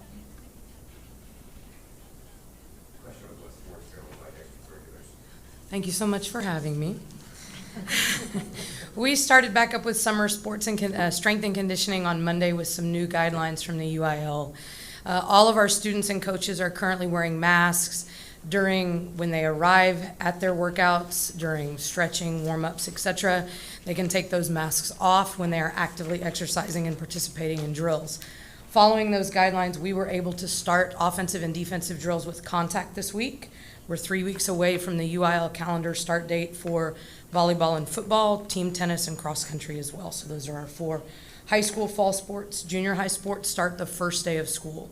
So that's our athletic calendar at this point. We are awaiting further guidance from those governing entities to tell us what changes we'll need to make. While they've opened up a few other things for us, like locker room access, we have chosen not to use that because we don't see a need for it right now. So we're trying to mitigate the risk that we can at this point. We've kept all the other safety protocols in place that we had in place earlier this summer that I told you about, and we've put some plans in place in preparation to move forward. I brought one of the things that in preparation for fall sports, because we've got to keep our kids in masks, we've decided that we will be wearing for athletics neck gaiters. That way they can put them on at the beginning of practice, have them around their neck. They can pull it up over their nose and mouth when they aren't actively engaged in exercise, and then pull it right back down when they are. It'll keep the same mask on the same student. They won't be dropping them on the ground, picking up another one, trying to figure out whose is whose. And so we are actually going to be using these in cheerleading. RAM is working on getting these for marching band. So hopefully we will be seeing our extracurricular activities start when August 3rd, and then at the junior high level when school starts. We're working on some of the finer points as far as what that will look like at the end of the day, building in some lag time for our on-campus students to be able to exit the campus before any of those students who are participating in virtual instruction but who elect to participate in extracurricular activities would arrive at the end of the day. I was about ready to ask that question, whether someone would opt out to want to be virtually taught at home, but still want to be part of the band. That is an option that, based on UIL and TEA guidelines, they have at this point, and one that at this point we've elected to give them as well. Our hope is that it would give us more chance to see more students and make those. Would their parents have to then provide the transportation because they would not have been on campus? Yes, ma'am. At this point, that's the plan we have in place because of some logistic constraints on our part. Okay. So there's no way to social distance when you're playing football or volleyball. So as of today, July 14th, the football season is still on schedule. Is that correct? As of right now in LCISD, we are planning and preparing for the start of our fall sports. Good to hear. I have a question for you. So on the, what did you call this, gator? A neck gaiter or neck buff. buff. Okay. Would that be supplied to each athlete, cheerleader, band member? Our plan right now is to supply one per each athletic participant. As part of their uniform, it would be issued to them. Okay. And then, since you're here, I was going to go in order of my questions, but someone was asking me if they choose the virtual and they want to do sports, so kind of like you were mentioning with band or whatnot, so they do need to provide their own transportation. So are we going to try to I guess major sports is usually either at the end of the day type thing, beginning of the day, depending on the grade level. How is that? Do we have any idea what that? What we'll have to do is, and that's one of the things that we'll start now in our subcommittee, is looking at scheduling for the campuses as well as what that schedule for practice. So we've got our athletic periods during the day. So if a student elects to participate in our online, our on-campus learning, they would participate in the athletic period on campus during the day. Okay. If they elect to participate in our virtual learning, they would stay home until the end of the day. They would participate either after school or perhaps before school. I could see if it was a swimmer, they may come early in the morning, swim, and be off campus prior to the school day starting. If it was a football player, for example, they would do their virtual learning online and then arrive at school at some prescribed time after most of the traffic has dissipated. And they would head straight to a certain location where they would be screened when they arrived on campus, much like they have been for summer strength and conditioning, and then join in with practice at that point. So if you did, like if your class period was major sports, and then a lot of times you have it at the end of the day and then you go in, so those that are doing virtual, if they're in a sport, 7th period or whatever the period is at this point, and then after school, what would they be required to come up during that period and then stay for after, or they do something different during the major sports period? We would treat them separately. Okay. Our athletic periods can take place at any point during the school day. If you're talking about, even at the junior high level, perhaps they're a basketball player, a 7th grade basketball player. So they may be in major sports, but they wouldn't have after-school practice. So it may be that the junior high basketball coach provides an at-home workout for that hopeful junior high basketball player to participate in while at home. They wouldn't need to come to school that day until basketball season started. So bottom line, if they choose virtual, yes, they can still participate. Okay. Yes. Okay, that's, I think that's all I had for that one. Thank you. Anybody else have questions for Ms. Nelson? Thank you. Thank you. Thank you. I still have more questions on other things. Does anybody else? Alex, you have something you want to go ahead? Or Sure. Mr. Hunt, excuse me. I've got quite a few, so jump in and. Okay. What's the procedure going to be like for teachers for determining whether they're going to be teaching virtually or in the classroom? So the subcommittee has already started on that. The student numbers are going to drive everything, and without preempting their work. Number one, student numbers. Number two, certification is going to have to be factored in, because and/or grade levels. You don't want if you've got an entire grade level, then that means your grade level is going to be teaching virtually. So we're going to have to work through those details, but we've already started that. But student numbers are going to drive everything first and foremost. Is there going to be like a rubric in terms of risk factors or first come first serve? Is there going to be a survey that's sent out to the teachers? You might not have those answers, right? I do not have those Okay. answers today. But I think those are all fabulous ideas. I do not have those answers today. But part of it is some teachers really have a preference for that format and some may not. And so we will factor that in at some point too as well. Do you know when teachers can expect to see something like a survey or additional information so they know what their fall is going to be like? I don't have a definitive date for you, but our subcommittee, we actually started work Monday. And so, we're meeting regularly, probably more regularly than they would like, but I'm hoping within the next couple of weeks, before we wrap up our student surveys for sure, so that by the time we have student numbers, they know what to expect. And I think we have a start date for teachers as well. And so, being 6 weeks out from the start of school, and then, I believe the first week in August, we have our new teachers arrive, and that Friday is their op day. In the second week of August, our teachers would return to campus. Certainly before they are back on campus, expected to perform their duties. Our work with the transition team and the subcommittees is around all of the weeds, so to speak, the details around if the board is on board with these guidelines, how do we make sure that we cross all our T's and dot all our I's? So one question goes off of Ms. Kaminsky's comment that I think a really important thing for teachers is going to be that there's lower student-teacher ratios. So that way there can be more social distancing in the classroom. So let's say we have, a teacher that has 11 students in their classroom, and then there's a virtual teacher who maybe has a little bit more than the 22-to-1 student ratio in their virtual classroom. And let's say it's a kindergartner, and then coronavirus, we get a vaccine, goes away, we come back to school. How is that going to work out? Are there going to have to be students that are going to have a new teacher when they return? I think that that's something that would have to be looked at. Number one, I like your thinking that we're going to have a vaccine and we're going to be back in school full-time before the end of the year. I like that. I appreciate that.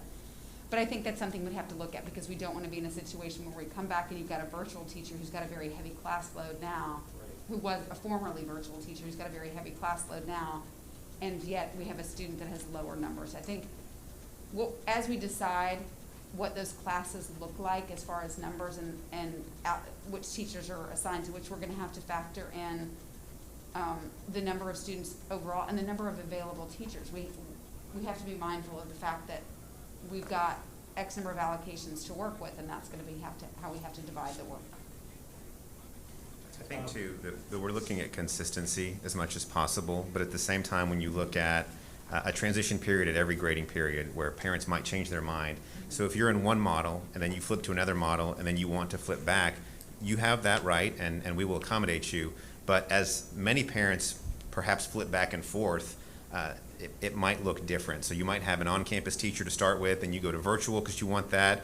You do that for 2 grading periods. In the second semester, you want to go back to on-campus. We're going to try to keep things as consistent as we can, but based upon all the other decisions that we're giving and the flexibilities we're allowing our parents, it could look different. That being said, if there is a vaccine, I think, I know they say don't answer what ifs, but we'll get to that. And I think when we get to that point, we're going to try to keep everything as consistent as possible with the teachers that they have, whether they're on campus or virtual. But as mentioned before, we're going to have to be flexible.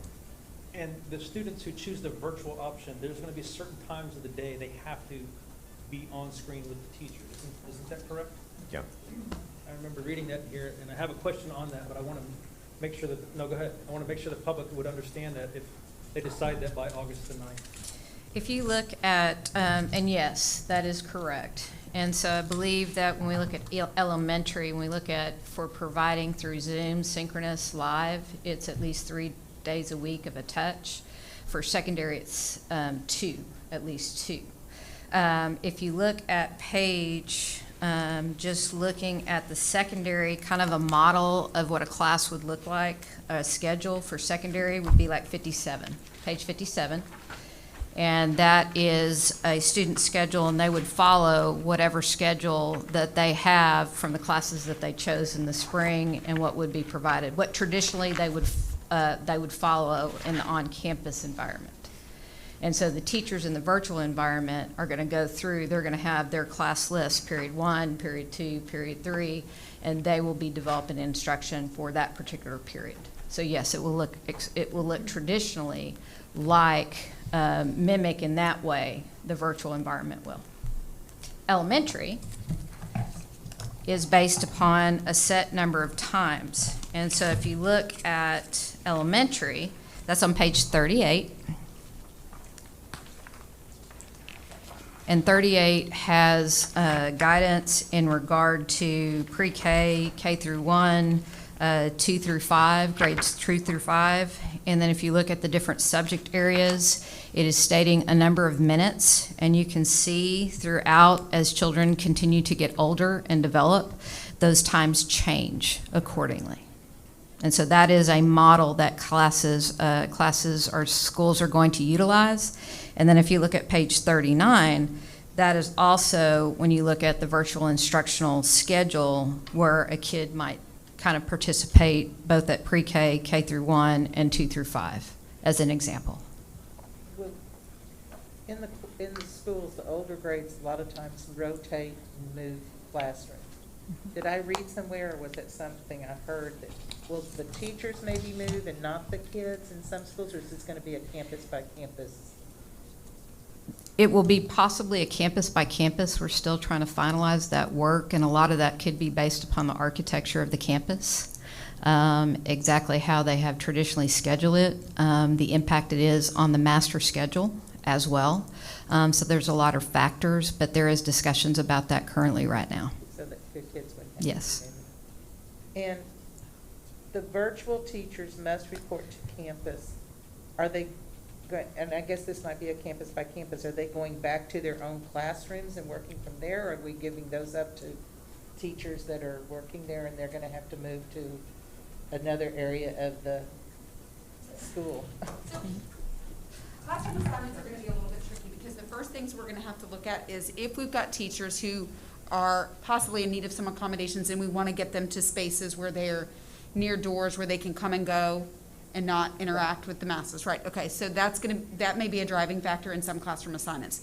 Others may be how they're grouping their students. They may use that. So classroom assignments, flexibility is going to be really important this year, and we may have to do some changing of classroom assignments based on how we're delivering the instruction to our students and what groupings we're using. So a teacher who says, this year I want to teach virtually, and I've always taught in this classroom, that might not be your classroom anymore. Absolutely, that might not be. Okay. And that might be the case. It may be as well. Can I ask one more question about the real-time virtual on page 55? And I think it's important for students to be engaged live with the teacher. But I'm going to ask the question because I know it's going to come up to a principal or a teacher. It says on page 55 that class Zoom sessions may be recorded. And of course, the question is going to be, well, if you're recording it, what does it matter if my kid can sit there and watch live or not?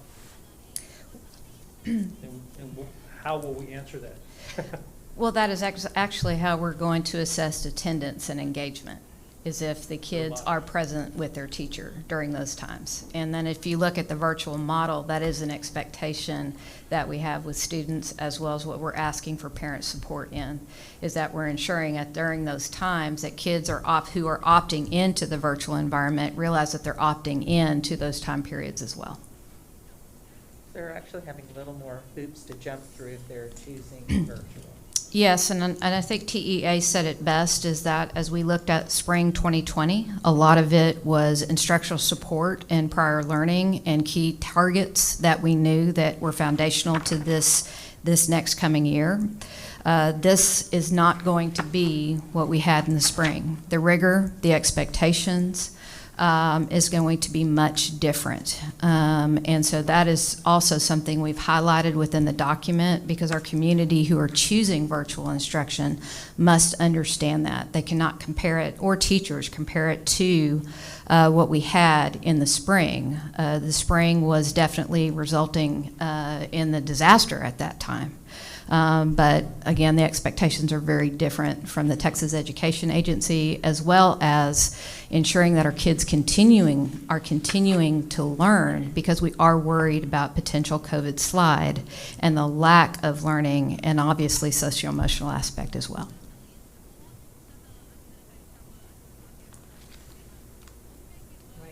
I still have a whole bunch. You want to go ahead? Sure.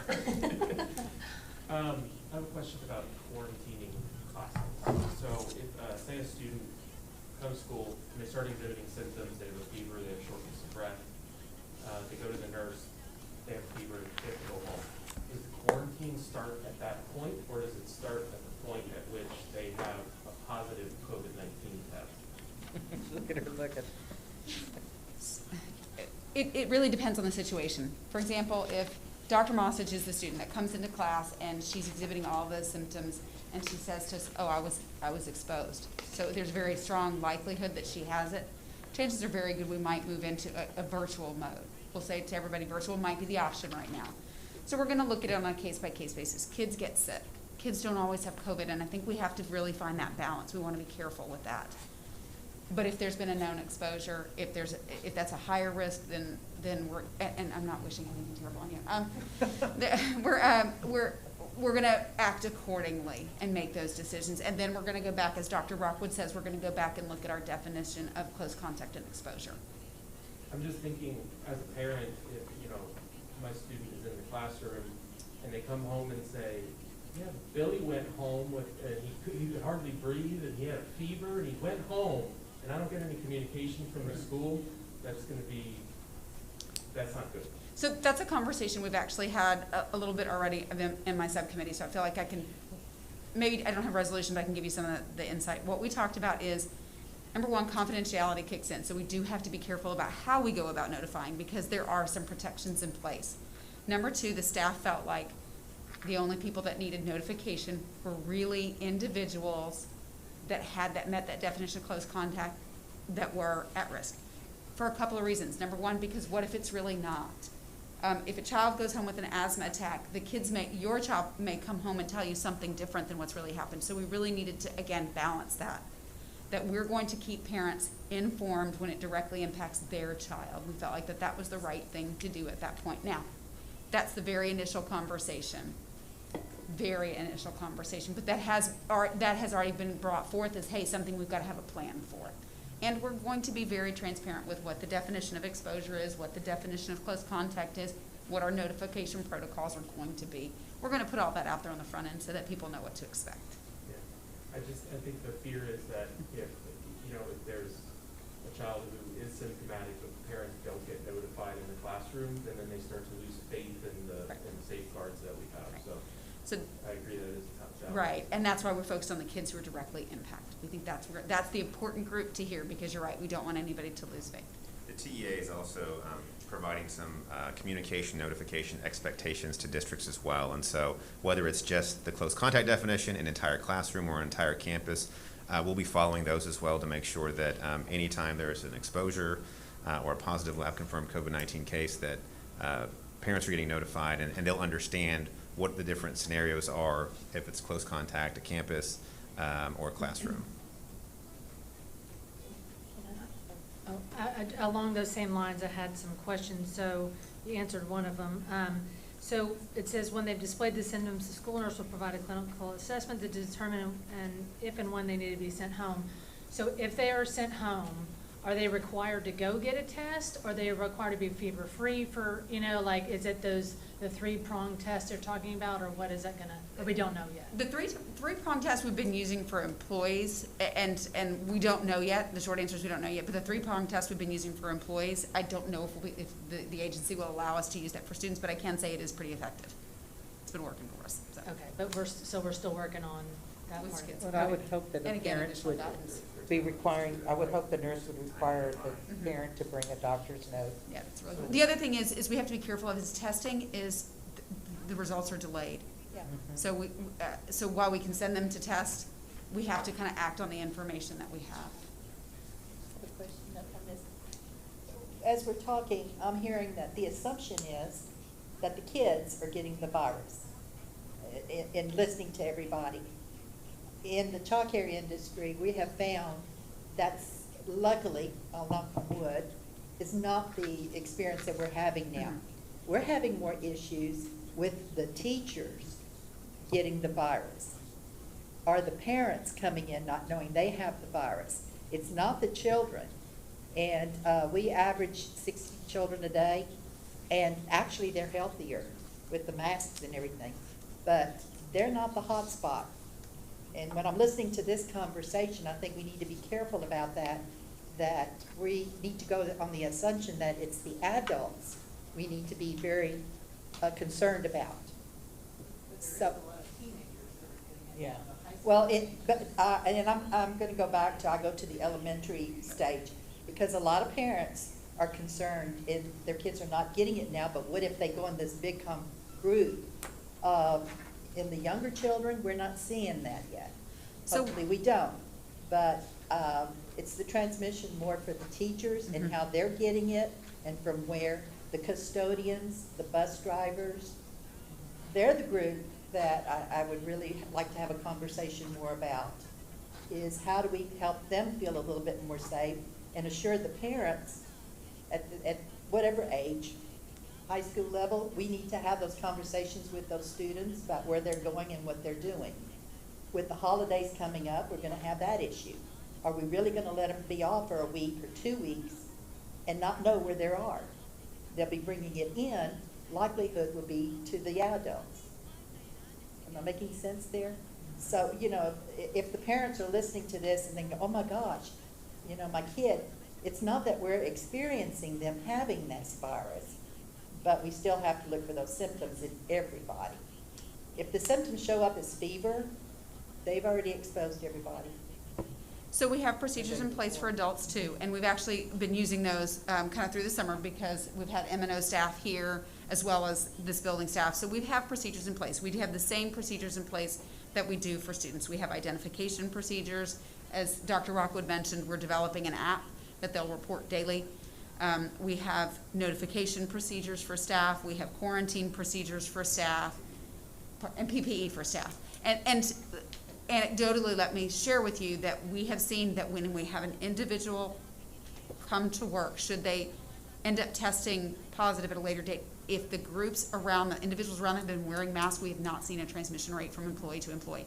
Now, that's not the end-all be-all, but I will say that in those instances, we are seeing limited transmission from employee to employee and almost non-existent when masks are involved. So the PPE is really important. And you're right, the adults, our students are important and our adults are equally as important. So we have the same protocols in place for them that we do for our kids. I just wanted to make sure it's clear that that's not the hot spot that we're talking about. We don't want to get to that point.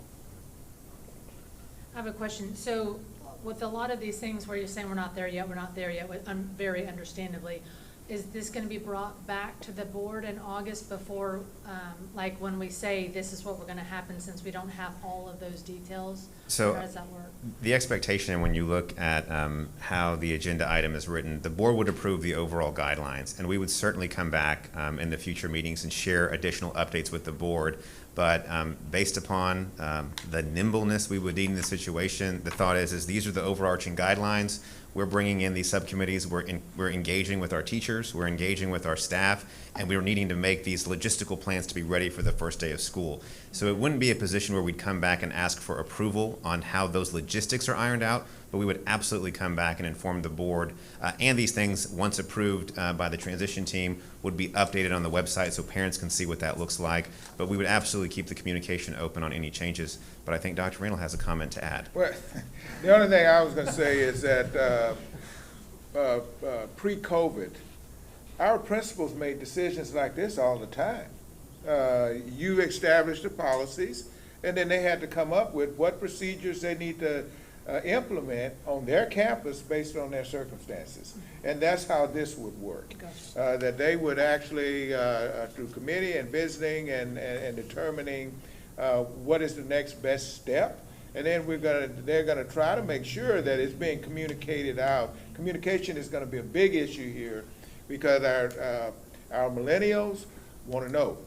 I got it right that time, didn't I, Mike? They want to know, and we're going to try to make sure that we communicate that. And that's going to be key because we do not, Mr. Hunt, want to lose trust on the part of our parents. They need to know that what we tell them, we're following through on. Well, I think the employees are just as concerned, if not more so concerned, to your point. I'm not as worried about my 12-year-old as I am possibly my wife being a teacher. So. I think that's all I had on that part. Did you have anything else on Mr. Hunt? I mean, I have more questions. I'm just saying along that. No, go ahead. Okay, so I had a question on the professional development. If this gets voted tonight or passes this evening, who will be presenting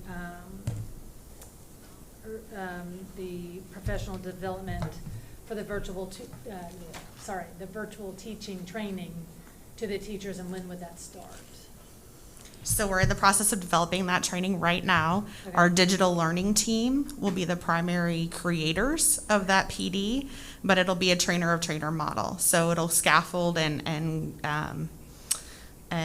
work its way down. We'll train our principals, we'll train our teachers, and the plan right now is to have regular continuous training. So there are levels and layers of training that have to happen before first day of instruction begins. And then there are refinements that we can continue to do as we learn and grow together. So we anticipate in those 2 weeks before school starts, it'll be part of back to school training, not only virtual instruction. The team has mentioned we're planning to train every teacher in virtual instruction and virtual teaching, but then also training on safety protocols, training on procedures, training on every aspect of how teaching and learning looks different. Virtual is a big piece of it, but our online face-to-face instruction is also going to look different. So back to your question, digital learning coaches, district level curriculum coordinators. For some of the programming that we're going to use, we may even bring in our outside consultants, textbook vendor companies, software vendor companies, all of the resources to make sure we have first-line training in place before school starts. So everybody, will it be consistent across the board, what they hear, so everybody's on the same page, regardless of campus and grade levels? So everybody's going to hear the same training? Absolutely. Okay. A primary focus of all of our conversations regarding teaching and learning is that no matter what campus a child is on, no matter what class they're in, they're getting that same level of instruction. For example, our expectation is that our virtual learning teachers are planning and teaching together with their on-campus counterparts, that they're working in parallel, that everybody has the same information, and that everybody's maintaining that high level of rigor and expectations. I know you can only be in so many places at once, personally, right? So Yeah. if somebody gets you, everybody gets you, right? Okay. Well, and the great thing is we've maximized Zoom, just like you all have. There's lots we can do now with big groups of people from a distance, and so we feel like our reach is broader. But I have a team of almost 50 of different people doing different work that will all be out and about and helping. But it's all consistent, what they Absolutely. say every year. Okay. We work as one, and So- we're all meeting together. So I'm assuming the majority of the training and in-services, especially since when we get closer to school starting, is in-services and things start ramping up. I'm guessing the majority of that will be virtual So in we're order to taking- minimize risk. We're taking each day as it comes. We know right now, for example, administrative retreat, we've made the decision to already move that virtually. We're making plans for our initial first-year teacher training to be virtual. The opt day on August 7th will be virtual. And then as we continue to gather information, we'll make the best decision that is safe for everybody. We want to maximize safety concerns. We would not put staff in a position where they couldn't socially distance. I guess convocations out too. I was gonna ask that question. We're not ready to talk about that. It's not out, but it May look different. will be different. Will be different. Yes. I have a question. Are you through with that? Almost, with it? yeah. So when, and maybe you just answered this, but I was wrapped up in the other answer. When can the teachers expect, so you said, well, it depends on what happens tonight, then these things will be online, et cetera. So the teachers can expect some communication from their principals starting tomorrow on like what training possibly might look like and when? Right. Many of the campus principals do have staff meetings set up either tomorrow or early next week. It just depends on the campus. Everybody will have access to the online documents tomorrow and the email from Dr. Rockwood's office. They're training those specifically. They should know something no later than next week type thing. Well, so back to school PD starts August 10th. And so as they come back on campus, they'll get all the documents ahead of time, but their actual training won't start until the 10th. August 7th is our district staff development day. It's our opt day. And so teachers have an opportunity, that opt is opportunity optional, to attend training over the summer. And so if they've attended training over the summer for their content, their area of concern, then they don't attend training on August 7th. We will have a group of teachers who didn't do summer PD that will do August 7th. Everyone comes back on August 10th. Principals will set the stage with campus expectations, and then the training will begin. All of those different phases will begin at that point, August 10th. Ms. Kaminsky, did you have something? That kind of goes in with this question. Okay. A lot of parents that choose to go virtual, they have their children in after-school programs. They come to our centers, and the question for them is, if they don't understand what's going on, where can they get help? And I have yet to hear anybody talk about using community help. And the child care industry, we're there. During the summer, we had to make the adjustments. The students coming in, using the online learning for them. We had a problem too because we didn't have the communication with the school district. I've been reading some districts actually include child care centers for those that the parents are going to be virtual, but they're working, and they have them at the center. And their expectation is that we take care of their children, but also do the virtual learning. My question is, have y'all thought about having some kind of training, maybe for the parents, an introduction of online, and also contact all the centers that will have those children that are online virtual because the parents are working, to have some kind of a communication with us that this is what we're going to do, this is what we need y'all to do, because there's a lot of other places that want to help for the parents that choose online. And the question is, what do? We want them online, we don't want them in a big class, and yet we have to provide them all-day care. So have y'all thought about maybe how to communicate with the actual parents that want to do the online? I think that that's what, again, our subcommittees, and as we continue to kind of evaluate the situation and look at the options, we're definitely going to be providing opportunities to ensure that our parents are clear on how, the virtual learning. I think one of the questions that you asked was, where do parents go for help? Well, their primary person to go, their first line of contact is the school principal, and the school principal will be able to guide them. There's going to be a series of information as far as community supports and such that our school counselors, who will be working both in the virtual environment and an on-campus environment, will be able to also provide insight to our parents as well. But we do not have any definitive plans on how we're going to broadcast what you're asking currently right now.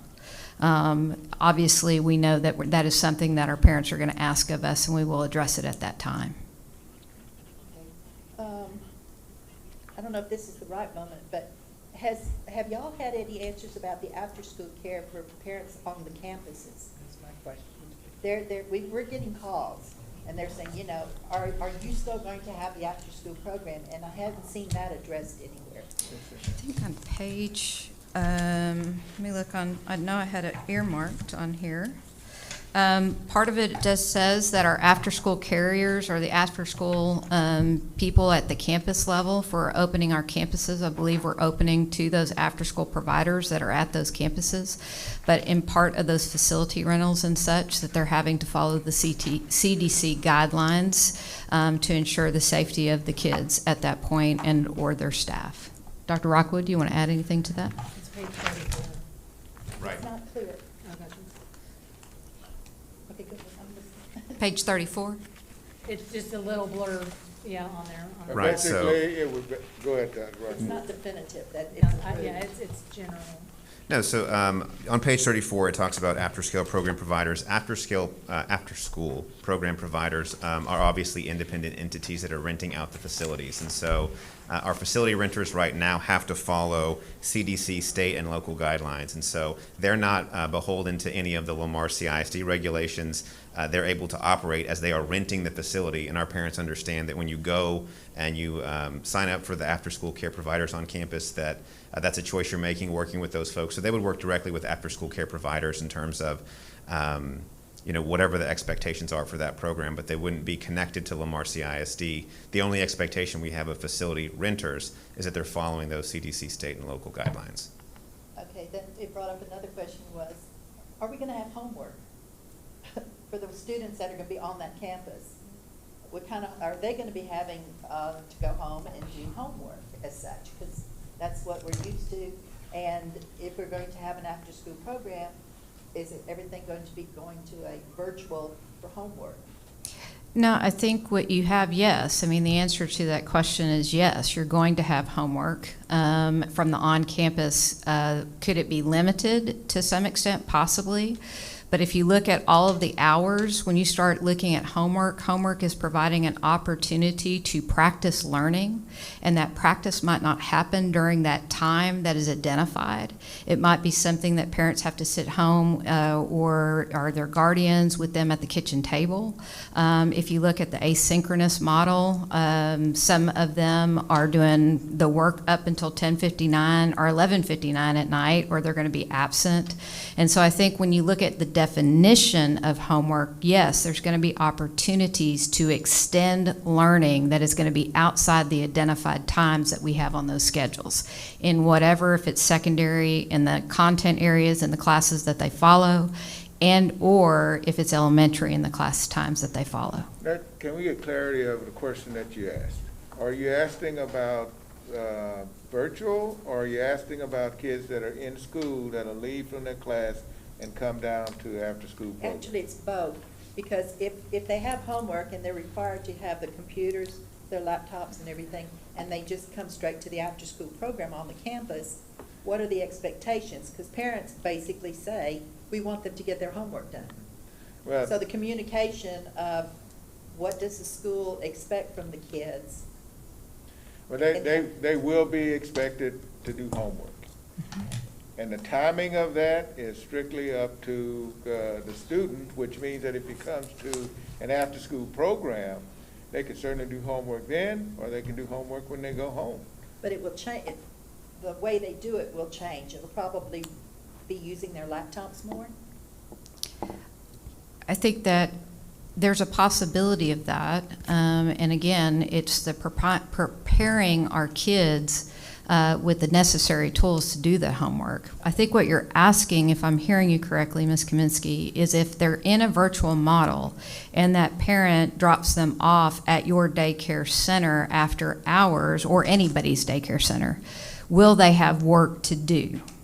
And my answer to that would be most likely they will. A lot of theirs will be at that asynchronous model where they're continuing to do the work that has been assigned during that daytime. Does that make sense? Am I answering your question? Well, it makes partial sense until we actually try it. Yeah. And again, I want to stress that there's a lot of different things that we're going to have to continue to troubleshoot, and there's a lot of communication with our community and our parents in the virtual environment. I think we stress that in the document to ensure that the communication with the parents and the schools are quality, so that we can continue to pivot to meet our community's needs, our teachers' needs, and our students' needs. I think you just have to work with the, building up the confidence of the parents that are choosing virtual, because their option is children's safety first, and virtual is they want the best education. So I just think we need to communicate with them more on the training, just like we're going to do with the teachers and the students. The parents, maybe they could have an hour on Monday. We're going to cover everything of what we expect for the coming week, but include them on that part of the training. One of the things that, again, that we did in the spring that I would see that we're going to be doing as we go into the 2021 school year is the random 10 check-ins. It might not be 10, but remember, as we were going through the virtual learning in the spring, our assistant principals and our principals were calling 10 random parents to just check on the status and how things were going, to ensure that we had a flow of communication that was two-way, so that we knew what we needed to do to pivot. And so I can assure you that our principals and our assistant principals and our teachers are not going to wait passively to address any issues that come up. And they know that in that environment, and even in on-campus learning, that we're going to have to continue listening to our stakeholders and be able to make adjustments as we go. And so that practice of reaching out in that virtual environment will also continue. I covered that. Okay. I just had something to add on to that, and I think it goes to what Dr. Rockwood said when you made a point to say that it's going to be very rigorous, the virtual learning, and I think that marketing that to parents, especially ones that have students in the spring, and parents showed a lot of grace towards the teachers and administration, and vice versa, and we didn't know that this was coming, but now we do, is just to say, this is going to be different than it was in the spring. Not that there was anything wrong with what was in the spring, but this is different. And it's planned out, and it's rigorous, and it has a full day of learning. And really messaging that to parents is going to be important. I would agree. Okay, on page 7, quick question. So it says we're going to communicate the different levels of community transmission, and it says communicated to families each week. So how are we going to be our usual communication methods, emails to parents. Right, so utilizing the disease activity levels, there would be an email that goes out likely on Sunday to set the expectation for the week, so you'd know substantial transmission, masks are required, moderate transmission, masks are required. If it were minimal, then masks would not be required on that campus. The color-coded scale, and we've had conversations with our campuses as well, the red, the yellow, the green, we'd put signage up on campuses as well as they enter, and they'll understand right away if masks are required or if they're not. And so both via email, via the website, and then also on-campus signage, we're going to make sure that people understand what it looks like. And we're hoping for a lot of green as we progress through this semester. Yes. What's our level right now? Red. Red. Is it today? You just implied that there could be different colors for different campuses. Is that No. It's for the county. So Gotcha. it's for the county. So the district would have the same color across the board, and everyone would know this is what we're doing this week. And then, obviously, like we said, depending upon if we can get down to that green minimal level, then people have more options. And even if we're at that green minimal level, we're not preventing anyone from wearing a mask that chooses on campus, staff or students, and wants to wear it, they can. But we're saying for those, if it is minimal, transmission is low, the community is doing what it should be doing, then those masks can come off. How about visitors or parents to the? So as Mr. Welch kind of mentioned up front, a lot of the feedback from our nurses, our principals, our on-campus staff was just based upon where we are in the red and where we are trying to launch this, we really are trying to minimize and limit visitors up front, but we're absolutely looking at, as things progress, once we get all of the logistics down, we get the rules, we understand what this looks like. If the community is doing what it's supposed to do, and we're at that minimal green level for the disease activity level, we're certainly looking at how can we start to re-engage and get back to normal, but again, we realize we want to do it in a safe manner. Absolutely. Does the level, the red level, does that match up with what, like, the county does? No, it does not. It does not match up with what the county currently has out there, but the information matches up. And so our health individuals on campus, our lead nurse, they have communication with Fort Wayne County Health and Human Services. And so when you look at how the disease activity levels break down, all that information is available, and so we can share it, but it's not something that the county has in place. Are students grades 3 through 12 expected to bring their own masks to school? They are, and so it's part of the dress code. We'd like for every student to bring a cloth mask on their person, and then also a cloth mask in a Ziploc bag that they would bring to the campus. We are, as mentioned, we have lots of PPE available. We have paper masks, we have cloth masks that'll be available. If they're a bus rider, they don't have their mask. On the buses, we'll have paper masks as well, and so we'll have procedures in place that if students forget their mask or don't have it, that it would be there. But just like your student dress code, we recommend the reusable mask, but we do have some PPE allocations, and we'll distribute those to our students accordingly. Thank you, that answered one of mine. But you mentioned the Texas Health and Human Services Mm-hmm. for the nurses. I have a guideline here. We've got 13 pages we have to abide by. So are the nurses going, the health department, do they exclude the school district away from regular child care services? Are there two different kind of standards from the health department? If I'm being honest, I don't know the differences between the state agencies and how they would apply specifically to an after-school care provider versus the state. But I know that we are working with both the TEA and then, Fort Wayne County Health and Human Services, and then aligning our plans to both local and state agencies. Okay, then I'll go back to the other question I had initially. Does the TEA guidelines supersede or override the CDC guidelines? My understanding is that they are working together. As a partnership, hand in hand, and that might look different for private business versus schools. If you go to the website, you'll see that they lead with CDC guidelines. Right. The agency does. So everything, and you follow through, they are responding to those guidelines. So basically CDC we follow CDC, or TEA will follow CDC, we follow TEA. We follow TEA. So going back to the masks, so it says students are required to bring 2 dress code approved masks daily. So if somebody doesn't bring one, there won't be one provided for them. There will, yes. So we have the PPE supply, we have paper masks, we have cloth masks, we have child and adult sizes. We will provide a student who does not have a mask with a mask. And then it says dress code approved. So is that going to be, are we going to add that to the So what- website somewhere when? Right, and so what that looks like is we're going to be flexible to families, and that would be like anything else. If you have an inappropriate T-shirt at the secondary, elementary level, it would be the same thing if you had it on your face mask. But if you, we're not requiring solid colors. I mean, if it's striped, if it has unicorns or ice cream cones, and you know, those things are fine. But we're talking about more than likely at the secondary level, if a student finds a creative mask, we want to make sure they understand that you have to keep it uncreative.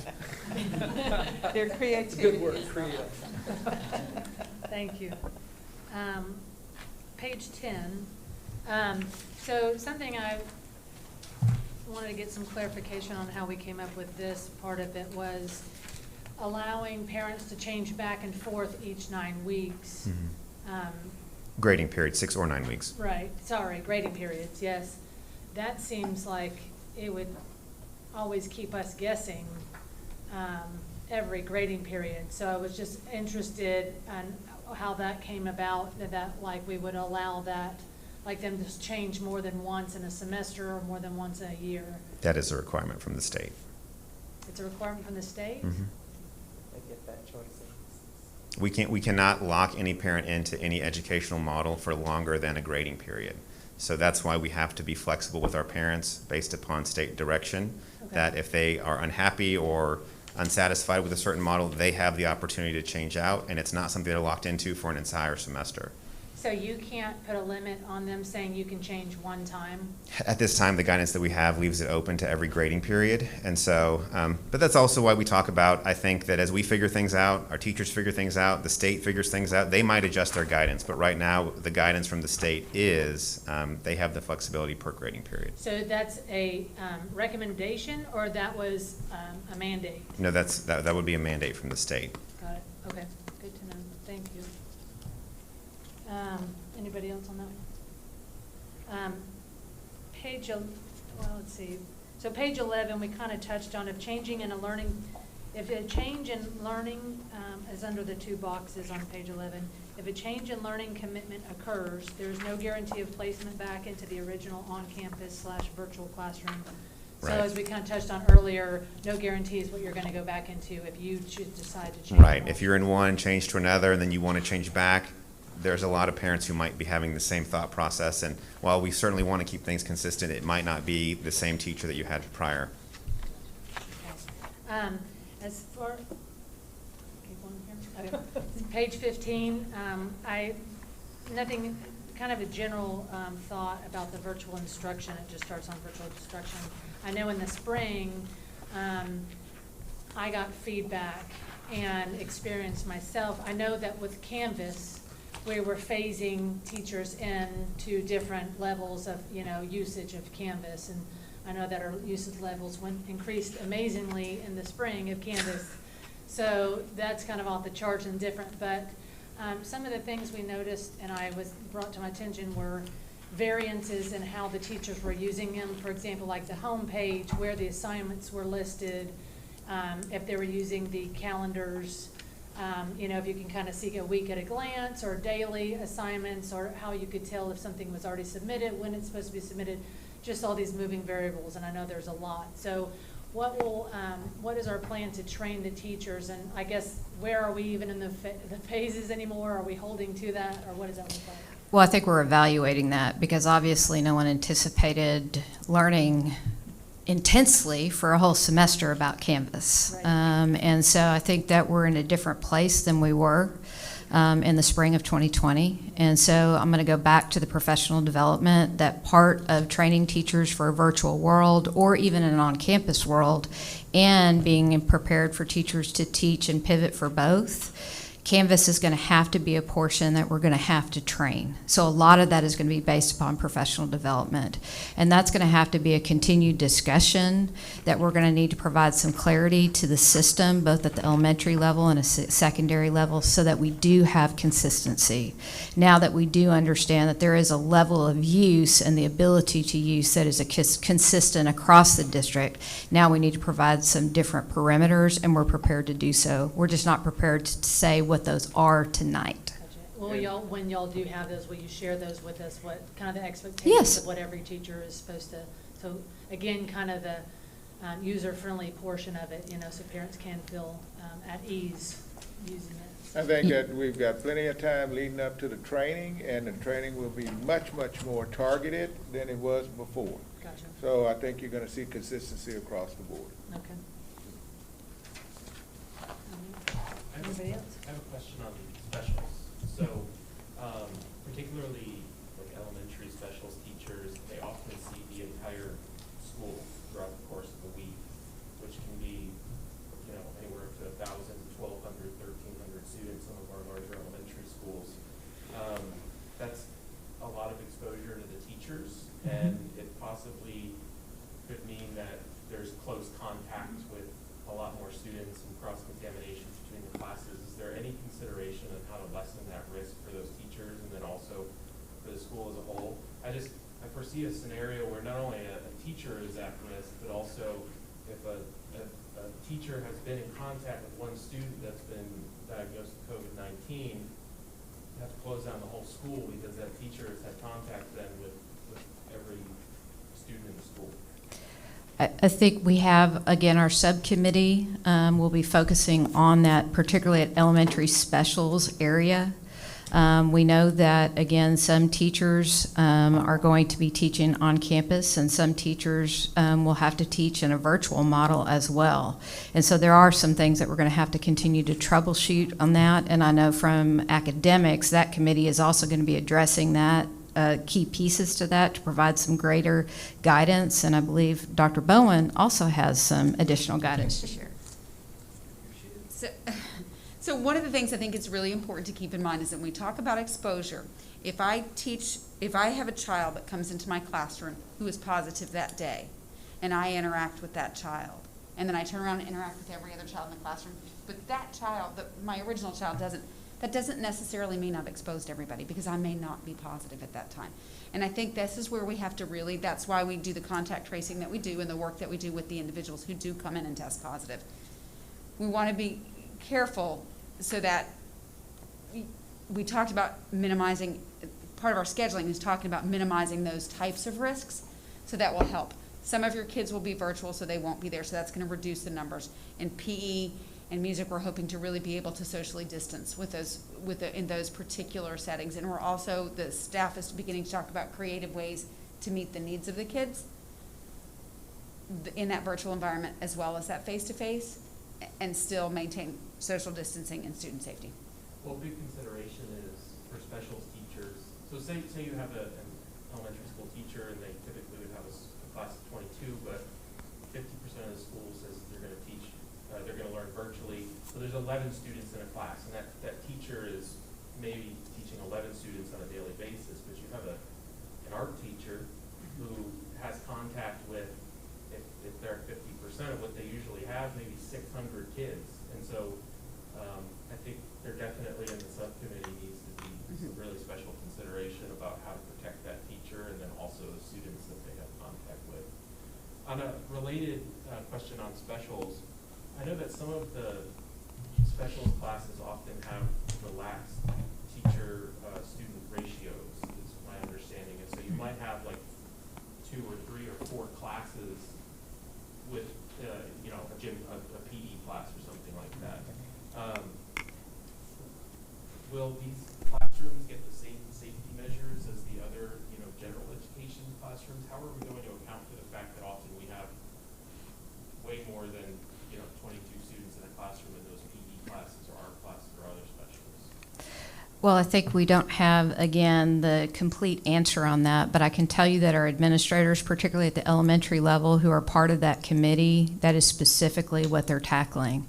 And a lot of what you're asking is going to be based upon how many of the kids are actually going to choose on campus. And so what we're going to have to do is kind of react to that. But to, again, our most important is to keep our staff and our students safe.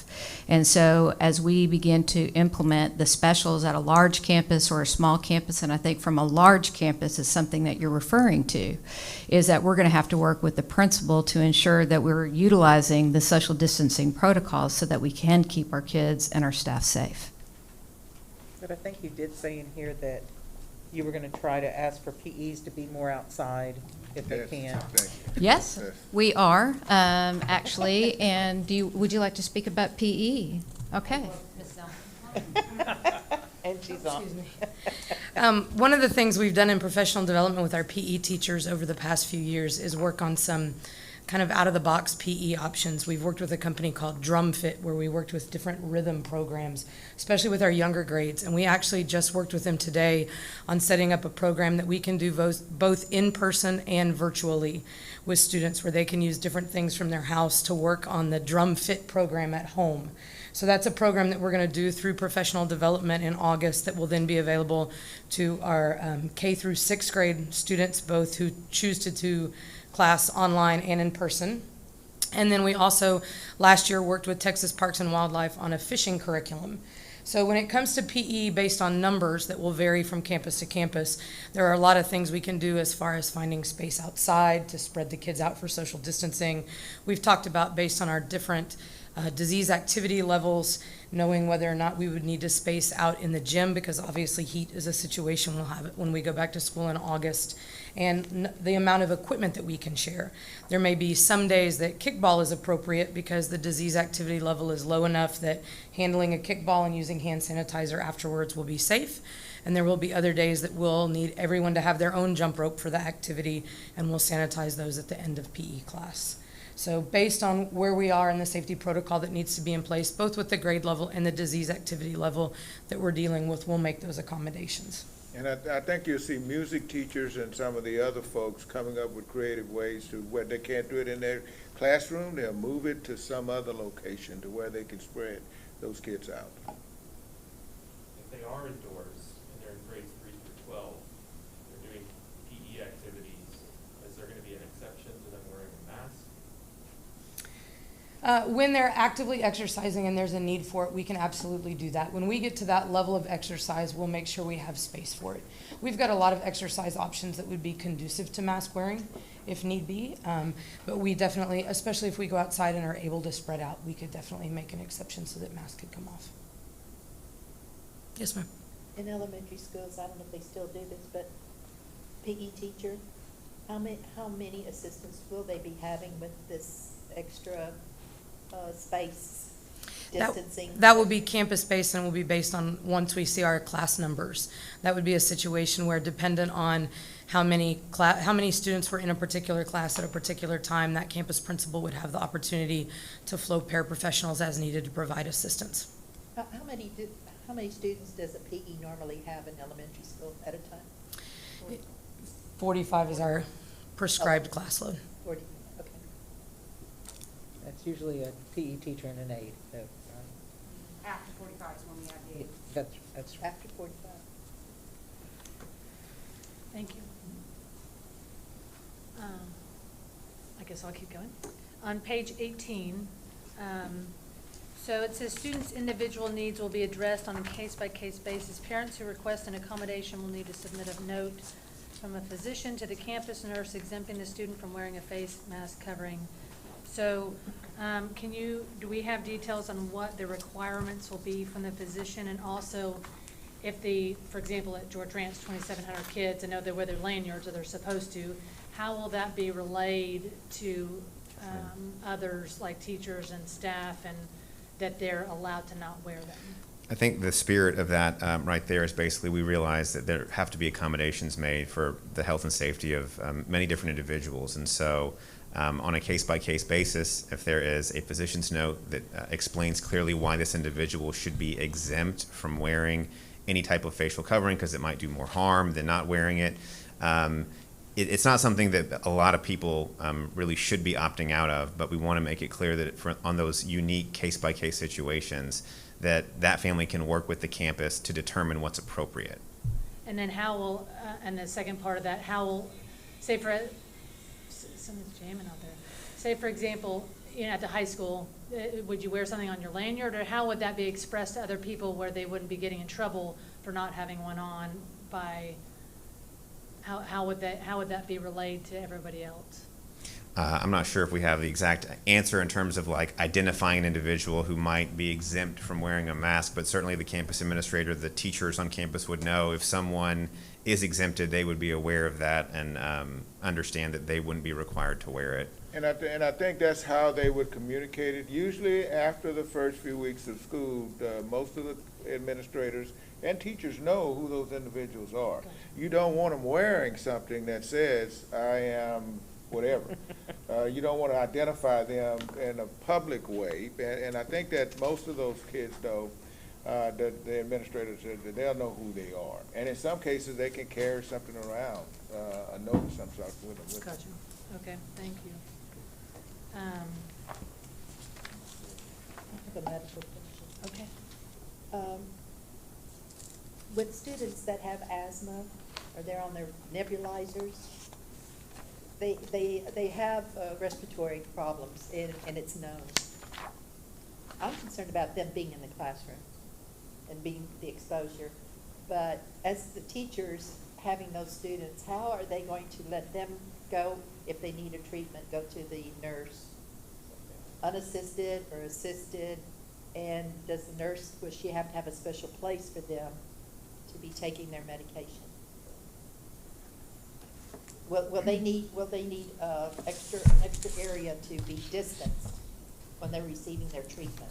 Again, I think we're going to go with the normal policies that we have, and I think that will be based definitely upon grade level. So if it's a first grader, that might look a little different than if it's an older elementary student. But they would report to the nurse's office to do their nebulizer as they traditionally have done. Remember, we're going to isolate kids that we feel that have been infected or staff that we feel could have been infected. We're going to walk them up to the nurse's station, and there's going to be an area for that group compared to the regular nurse's station. And so however we have traditionally done that in the on-campus environment, we will continue to move that in that same direction, and keep that common practice that we already have done. Well, if a student is sent there to be observed, waiting for the parent to pick them up, possibly for the COVID, the nurse's station is not that big. I mean, are we going to have have a separate room for them, and will they be monitored while they're waiting? Because I have a feeling that nurse is going to be very busy. Well, I can tell you that our lead nurses and our lead nurse, Marcia Beck, and we have a health and safety subcommittee, and the nurses are definitely providing some input on specific things that happen during their day to help guide both as far as being consistent across the district, but as well as guiding the different campuses and the staff at the campuses on what those protocols and procedures would be. And what about the teachers? Those are communicated as well, because that was actually, our nurses will take a lead in ensuring that our staff is also trained, because our staff is always trained on whatever those protocols and procedures as far as nurses are. The nurses make that clear to the teachers and staff on each campus. Sometimes some places want you to do a write-off, saying, we're not going to sue you for this and that. Children that have those conditions already, and they're coming into this, do we have anything that they're going to say? Will they acknowledge that they're going into an environment that may be not conducive to their condition? I think if you're referencing the school district, and Mr. Morris could certainly correct me on this, but our implied immunity would be a part of what we would, yes. Mm-hmm. I'm sorry, the answer is yes. You really don't have any exposure under your state law immunity or any of your COVID-related decisions. I know there's been some discussion at the federal level whether legislation might be passed to provide greater immunity, but I think the reality is they're recognizing that, at least in your state, you have all the immunity protection that you need. On page 32, I just wanted to get some clarification on under the transitions section. It says, when possible, it's recommended that students make transitions outside of the building. So safety precautions, just wondering how that's going to look. Again, when you start looking at logistics, part of the reason we also have our assistant principals also on one of those subcommittees is that we're also going to have to ensure that if we're putting that in place, and that's not going to be applicable to every campus, but we're also going to have duty stations and the ability to supervise those areas if we're going to implement that. And so I know that the subcommittee over logistics is going to be discussing that. So kind of case by case. Yes. Yes, but again, as we look at transitions outside or even in the portables, you know, our administrators are really good at ensuring that they have duty spots and that they're out in the hallways and that teachers are out in the hallways and that we're monitoring traffic as kids are transitioning from one place to another. And I think what you'll see is that they will minimize that by dismissing different classes at different times, so that you don't have everybody in the hallway at the same time. But they're going to have to structure that. And a lot of that will be based upon definitely the numbers on who's choosing on campus and who is virtual. And so again, that could be, as Dr. Randall said, a case-by-case basis. May I ask a question? Is that pertaining more like to transportation? Well, transportation's coming next, that's the next page. Okay. So page 33, under transportation, says there's going to be a designated seat in the front for any student who's feeling ill. Like, what would that scenario look like? They got on the bus and said, I'm not feeling good, and so they just said, go ahead and sit in this front kind of thing, or like, why would they be on the bus if they were feeling it, if they became ill while on the bus? Right. I think it would be a situation where if you became ill while on the bus, we try not to feel well, there's a designated seat for those students, and then obviously we would get them off, get them with their parents. Students will all be required to wear PPE as well as the driver at all times while using our bus transportation. And so, you know, Dr. Bowen mentioned a little bit earlier about the effectiveness that we've seen with PPE in reducing transmission. But if anyone doesn't feel well, there's a designated spot on the bus to have that student sit and then get them off as soon as we can. Thank you. Because I was just going to say that because there are students in our district whose parents go off to work and leave them to get on the bus themselves. So if a bus driver sees a child that he or she thinks shouldn't even be on the bus, what do? Still take them to school and then call ahead and say, I have a child that's sick? Yes, we won't leave a child on the side of the road. No, I know that, but I didn't know. No, I didn't mean that. Yes. Yeah, No, I mean, I didn't know if they would want to put them on their bus or call someone to come get the kid and not put them on the bus at all. Right, and so like in situations like that, so if the bus is full and there's a child at a stop, then they call for a comeback route, and there'll be another bus that would come and pick up that student. So yes, if there's a child at a bus stop, we would be picking that student up and bringing them to the appropriate place. And we're training the bus drivers to to eye the kids as they're coming onto the bus. Yes. Will they be doing the temperature? No. We got guidance from the TEA around the temperature checks. Temperature checks are relatively ineffective when you are using them on children because children are primarily asymptomatic. It's a little bit different when you're dealing with adults, but when you look at the 5 million plus students in the state of Texas, that's a lot of temperature checks every day when they're really not showing those particular symptoms. They're the other symptoms that you're looking for that are much more overt, that you want to make sure that you're checking on and then getting them to the appropriate person, such as a nurse. Well, that's what we found out too. After at a temperature, you're already past it. Right. You've already exposed. Will we be having monitors on that bus to make sure they're keeping meeting the guidelines with the masks, or is that going to be the bus driver's responsibility? So I know that when we start a typical school year, we typically have additional monitors who are on the bus, and so we'll be looking at what that looks like for this school year. But working with our bus drivers, working with our camera system that's on the bus as well, and then working with our campuses, the expectation would be that all students are wearing a mask. And if you refuse to wear a mask, that would be like a dress code violation in terms of discipline. And then also, bus transportation is a privilege as well. And so you have individuals who don't want to follow the rules while riding a bus. We would have those conversations with transportation at the campus level as well. Okay, can I continue on that part? Sure, yes. Are you finished? Go ahead. I'm just No, kind of. we're good, we're good. I'm envisioning this, and I've had parents ask me too, between the bus transportation and the encouraging parents to drop off their kids and the daycare vans coming in, the logistics. Mm-hmm. A bus is gonna have all age groups, correct? I mean, if they're going to elementary, but it'll be different grades. When they're let off that bus, have y'all decided how they're going to go to their classrooms? What do you do with the pre-Kers and the kindergartners first time getting on that bus? How are we going to work with keeping them feeling safe and secure, but yet not feeling like they're being herded to go this area, go this area? How many people are you going to need there on the campus to take them by the hand and walk? Well, being on campuses on the first day of school, a lot of these things are things we deal with every single year in terms of like the arrival, the dismissal. We have, you see, like the bus duty.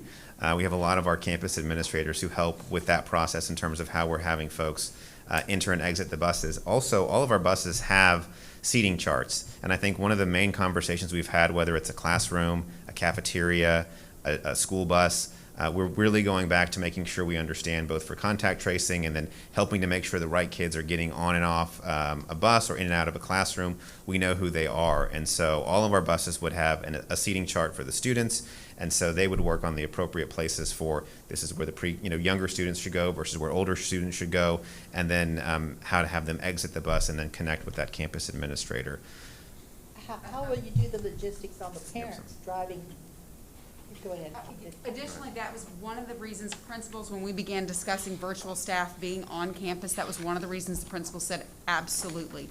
We are going to need as many hands on deck as we can to monitor the movements of our kids as we go through transitions, as we stagger who arrivals and departures. We need all adults on hand. And so that's part of the reason it's critical to have the virtual staff there as well. Do y'all have a special group for those first time, those little 4 and 5-year-olds for the very first time of going into school and not having their parents walk them in? It just seems so cool.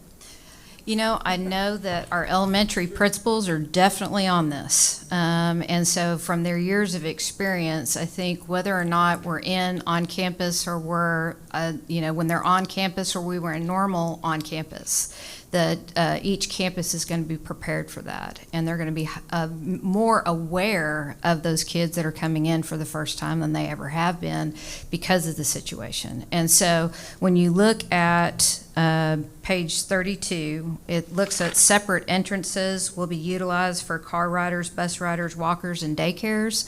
And so we're trying to ensure, if the campus is able to have different spots so that these pickups and the arrivals and then departures can take place so that we don't have a whole lot of confusion in the outside areas. I understand the confusion. I'm just more concerned about those kids and the parents.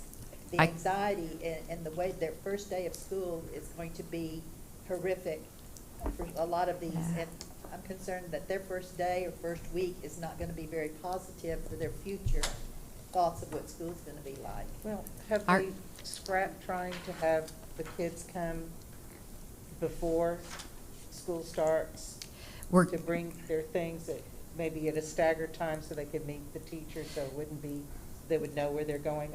We're doing virtual. We're going to have some virtual meet and greets and such, meet the teacher. Currently right now that is planned to be in a virtual platform. But I can assure you, I'm kind of go back to one of the things that we know is that when we come back to school, particularly on the on-campus, because of the experiences in the spring, there's going to have to be a lot of focus on the social, emotional entrance of our kids. And that, yes, it is for those kids that are first entering school, but it's collectively for our whole groups of kids because of what has occurred in the spring and them being so far away from when the last time that they had been in a school setting.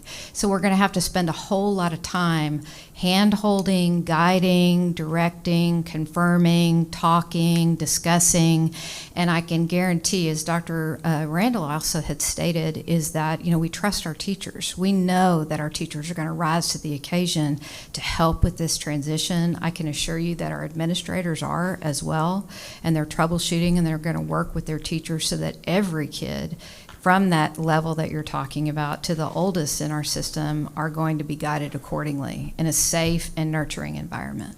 I think what you're gonna see is lots of people, all hands on deck at the beginning of the school year to make sure that their needs are met. We have staff that actually from central office goes to campus and provides support at the beginning of the school year. Then I'm trying to imagine the bus lines in the mornings. How early are these parents going to have to be there to be able to make an arrangements for their time to go to school, their working schedule, getting their kids to school before 7:30, and knowing that our bus transportation is only going to accommodate half of those students. So I'm trying to imagine, what is that bus or parent drop-off going to look like? We're trying very hard to imagine that too right now. So, we're going to approach it the same way that we've done in the past. We'll set up the routes. One of the pieces that we're still looking forward to on the commitment letter from the parents is there's going to be a box on there to indicate whether or not they're going to ride the bus.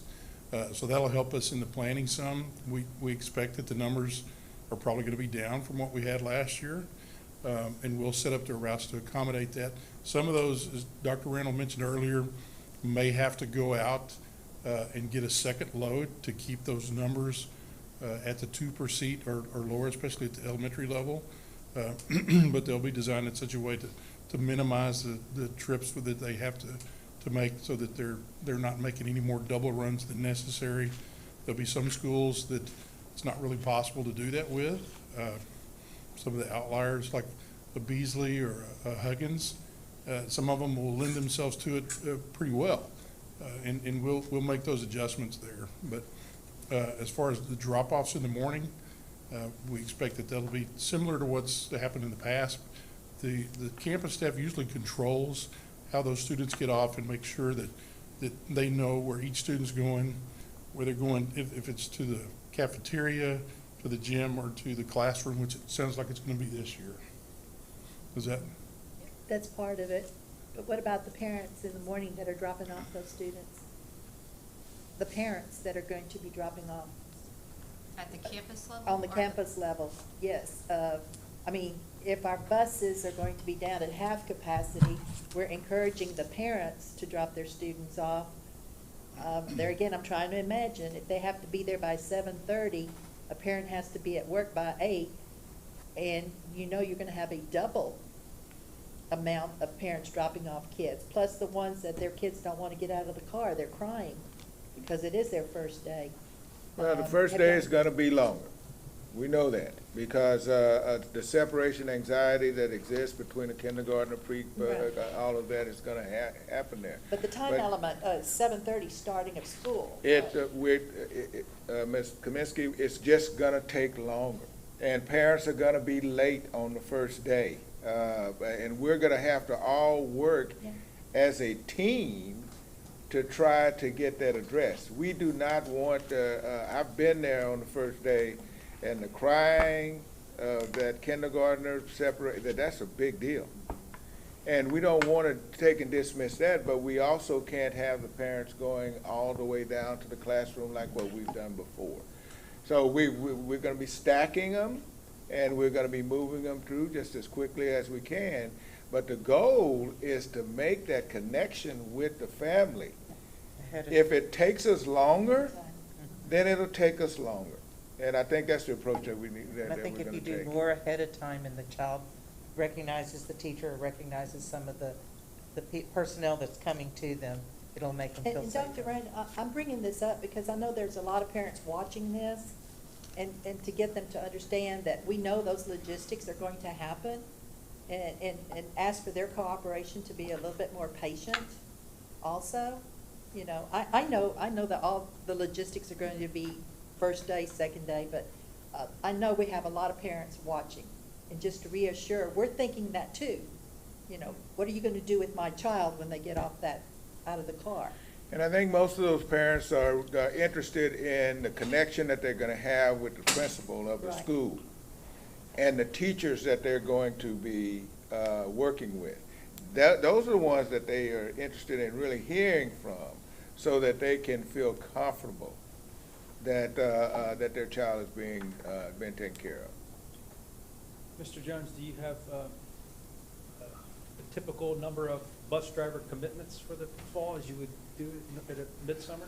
We don't have that number yet, but I am very hopeful based on today was our physical day out at Full Service. We schedule our doctor to come in and do the physicals for drivers, and we saw, some people can't make it on that one particular day, so they have the option to still go to the clinic, but we had well over 200 people there taking their physicals today. So, I saw an article come out today about Houston that said their drivers are not coming back, or they have a lot of them that don't plan on coming back. But talking to a lot of our drivers today, they said that they're ready. They can't wait to get back. They've been away from it for several months, and Right. they enjoy it, and they're ready to get back. So, Good.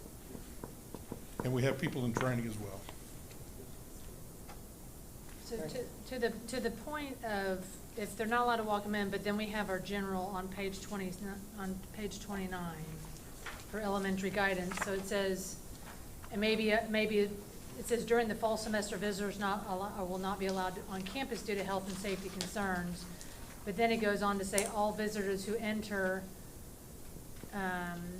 will be required to wear face coverings during substantial and moderate transmission levels. Individuals proceeding beyond the reception area will be subject to the following guidelines. And it goes on. So those, that's for the spring then, or there's no visitors at all in the Right, fall? I think where we got the feedback from our principals and our teacher input around this was they just really wanted to make it clear that starting out for the start of school, the first grading period up to the first semester, we really want to make it clear that we're limiting the number of individuals who come on the campus besides students and staff. Now, as things progress and we talked about the future, that might change. And we want to make sure that any visitors understand that the same PPE requirements that are in place for students or staff would also be in place for them. And so I would look at that as when school starts, we're going to limit the number of visitors. Now, obviously, there might be a very unique emergency or something, and they would also be required to wear the PPE. So I think it's in there for those kind of scenarios as well. And I think that area applies to me. When I come to the campus, I might be going somewhere in the building, but I still have to wear the mask. So that would apply to someone going to an ARD, perhaps, that's located beyond the front desk, that type of thing. So, because we can't not let them have access to their children, right, legally? I mean, how does that, so you can make exceptions, we're just saying we're not gonna have the normal protocols. Well, they can go to the office and wait for their child to come, they just can't go down to the classroom and get them out of the classroom. Gotcha, okay, so that's a good, But okay. there could be other people, our transportation director may come in and need to go down and visit with someone. Mr. Jonte may have to go down to the cafeteria to visit with someone.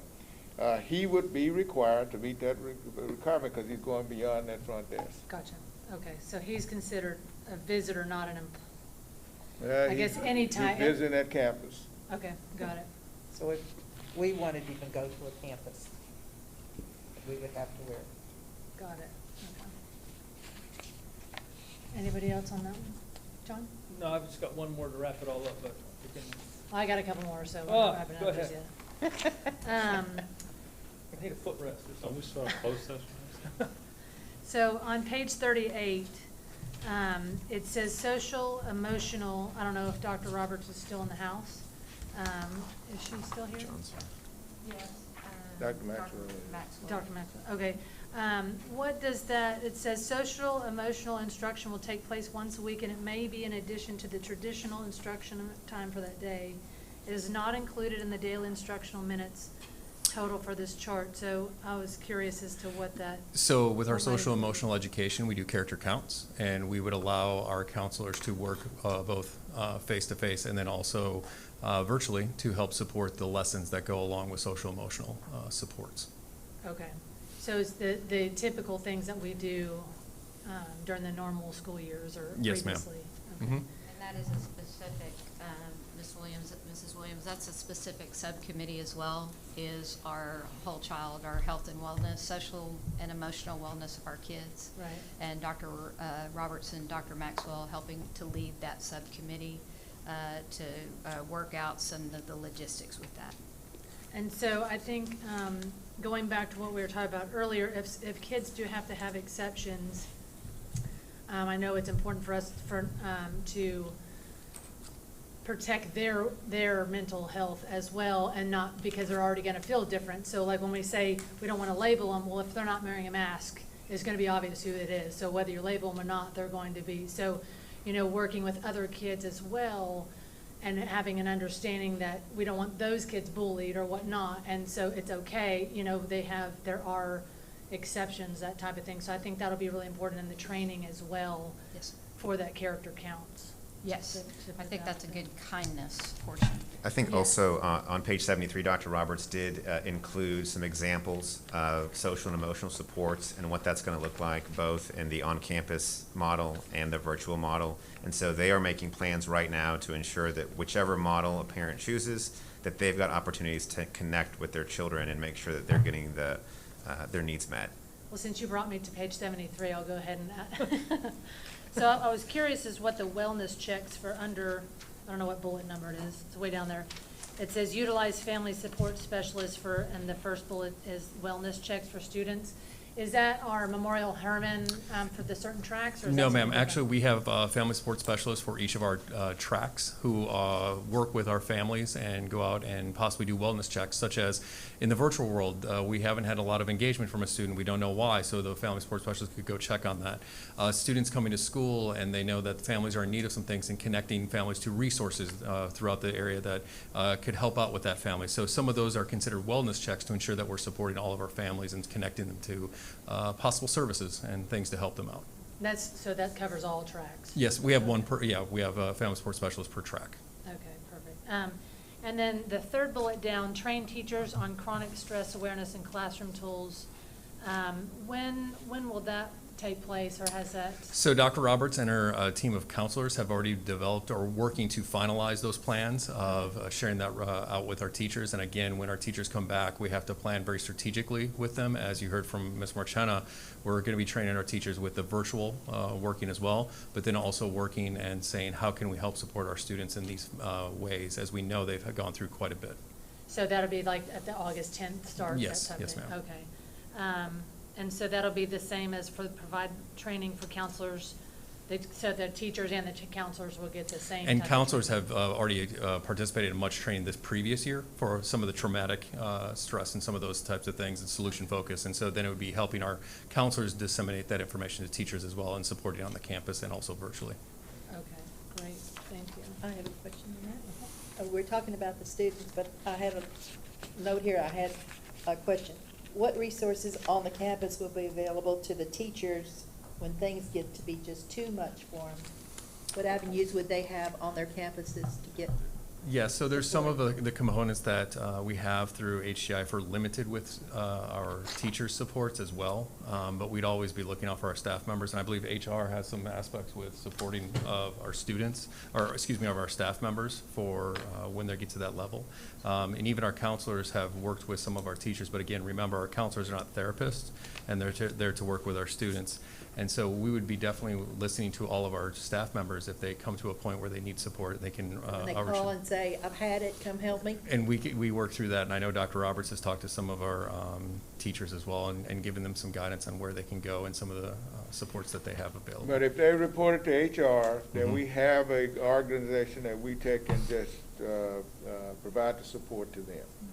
I'm just thinking on a daily basis, sometimes you just need to holler at somebody and say, I need someone to come talk to me. And I think that's where our counselors probably do a lot more of that than what we think. They are there for not only students, but teachers as well. On page 54, on the second, under student, on the second bullet, it says participate and learn, this is for the secondary virtual instruction information. Participate in learning through live class time, and then it's in parentheses, use proper etiquette. So is that etiquette defined somewhere as well? Again, Going to be? It's going to be. That is actually something that the principals are working on, correct, to ensure that we have kind of guiding behaviors in the online environment to ensure that there are clear expectations. Okay, I think that's going to be important. Yes, ma'am. Not that anybody would do anything inappropriate, but I'm just. I have a Oh, question that goes into that. Yeah. We haven't discussed Ms. ALC. Machado, you can come and stand right up, just as long as you're 6 feet over. We haven't discussed yet the students that may have to be in ALC or in Pendleton, those programs. What are y'all anticipating for that usage at the beginning of school? When you're talking about the PowerPoint program, that is the former CIBC program, and we're anticipating close to 20 kids to be out in that location.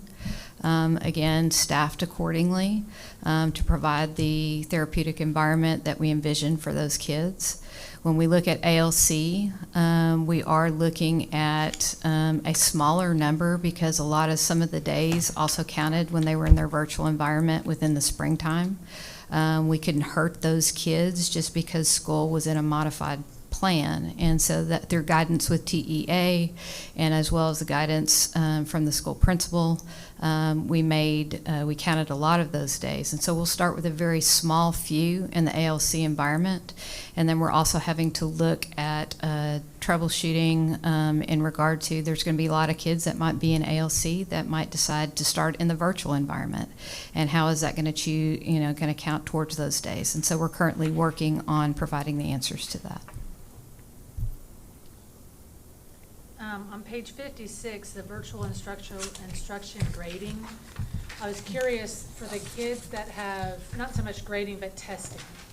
So if you have some that choose virtual and some that choose, on site then, or in class or in person, and everybody's, so you're a secondary student, you're a sophomore, we'll say, and so you're virtual, and then you have somebody in the class, well, they will be taking a test the same day, correct?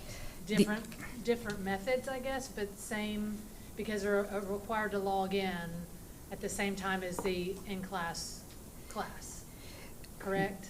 We are anticipating, again, our expectation is that if you're teaching, let's say, Algebra 1, that a virtual environment is teaching Algebra 1, and then the on-campus is teaching Algebra 1, that they're going to be planning together, and so that they will be providing the test at about that same amount of time.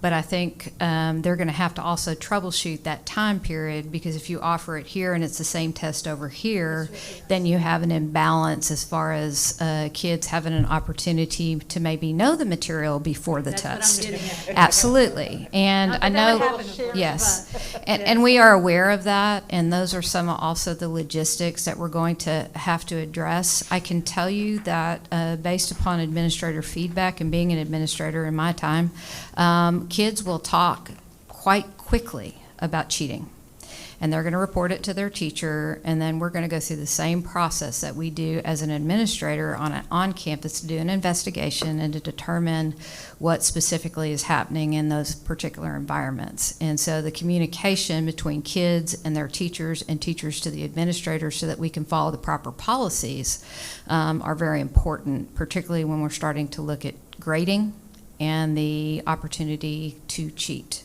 and we are well aware that we're going to have to mitigate that.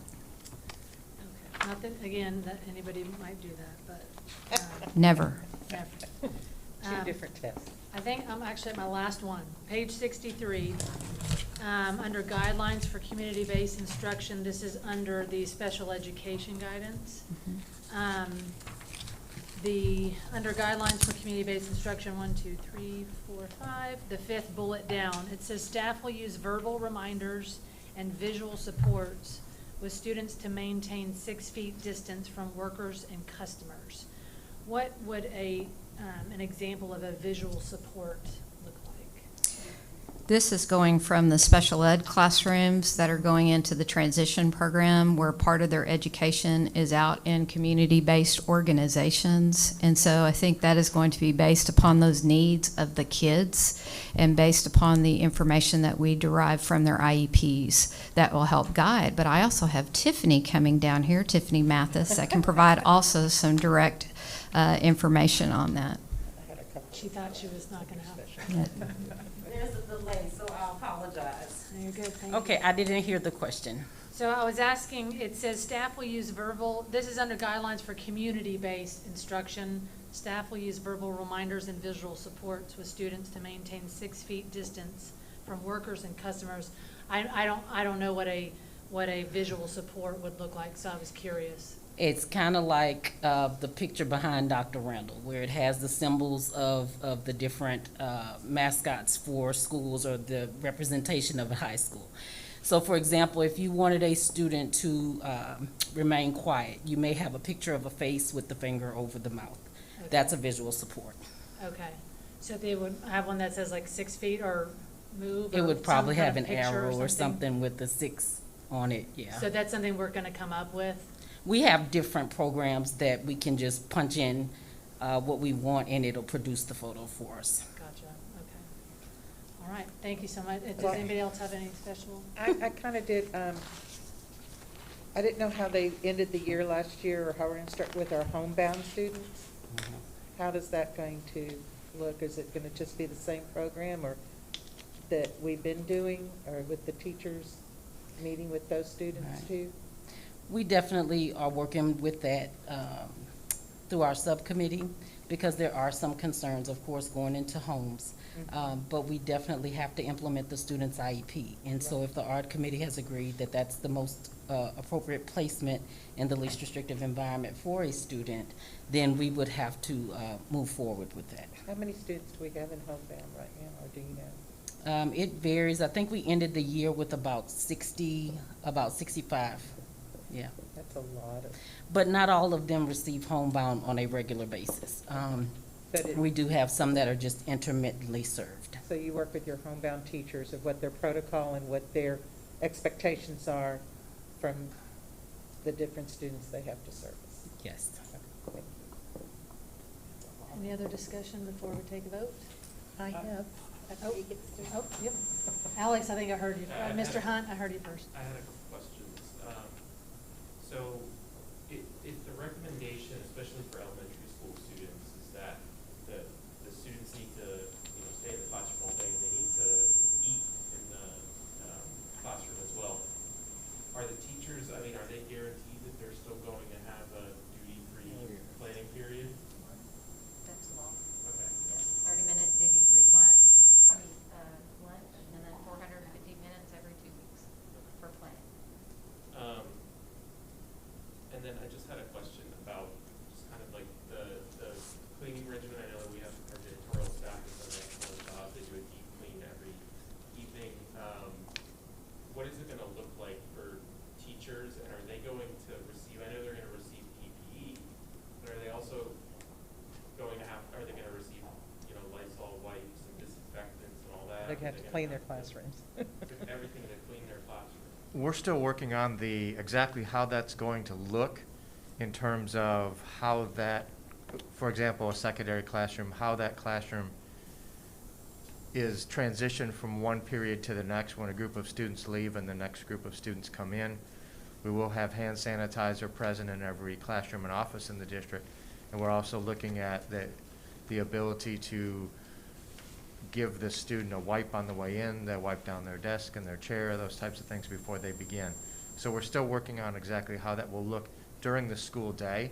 We'll also have custodial staff during the day going and wiping down high-touch surfaces throughout the building that we know those are germ transmission areas that they'll be hitting those high-touch surfaces during the day. So that's the idea for during the school day. Is there?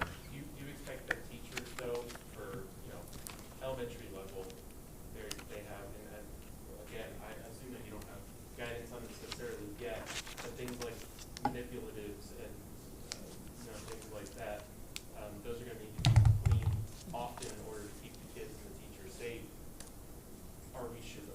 Are the teachers going to have to go and try to scrounge up Lysol wipes, which is not easy, or are they going to be provided with an ample amount of that to keep their classroom? Our goal is to provide the teachers with everything that they need for instruction to make sure that we're doing everything we can to keep everything as clean and sanitized as possible.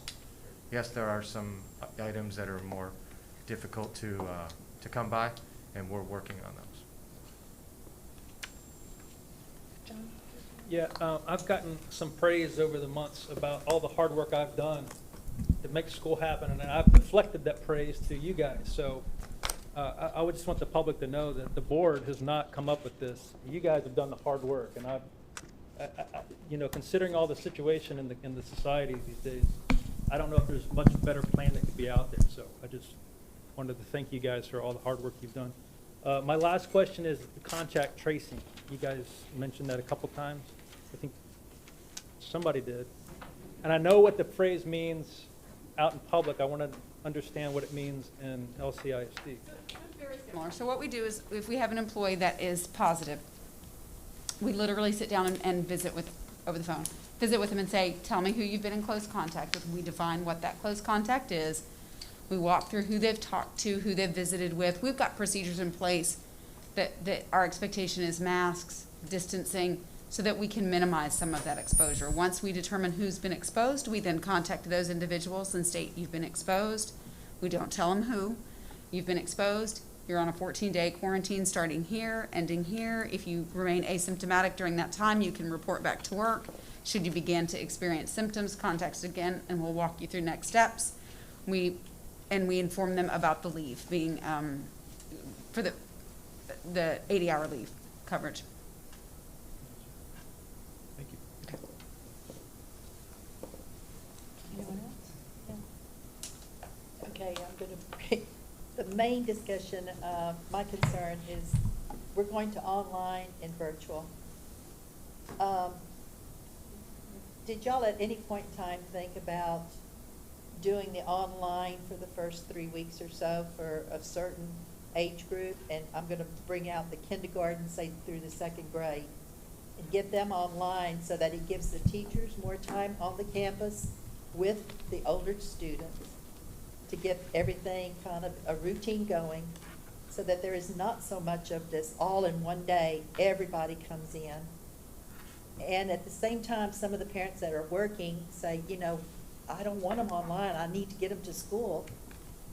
But those first 3 weeks, if you had everybody online, especially at the elementary stage, where if we ever have to shut down, they already have the experience of being online.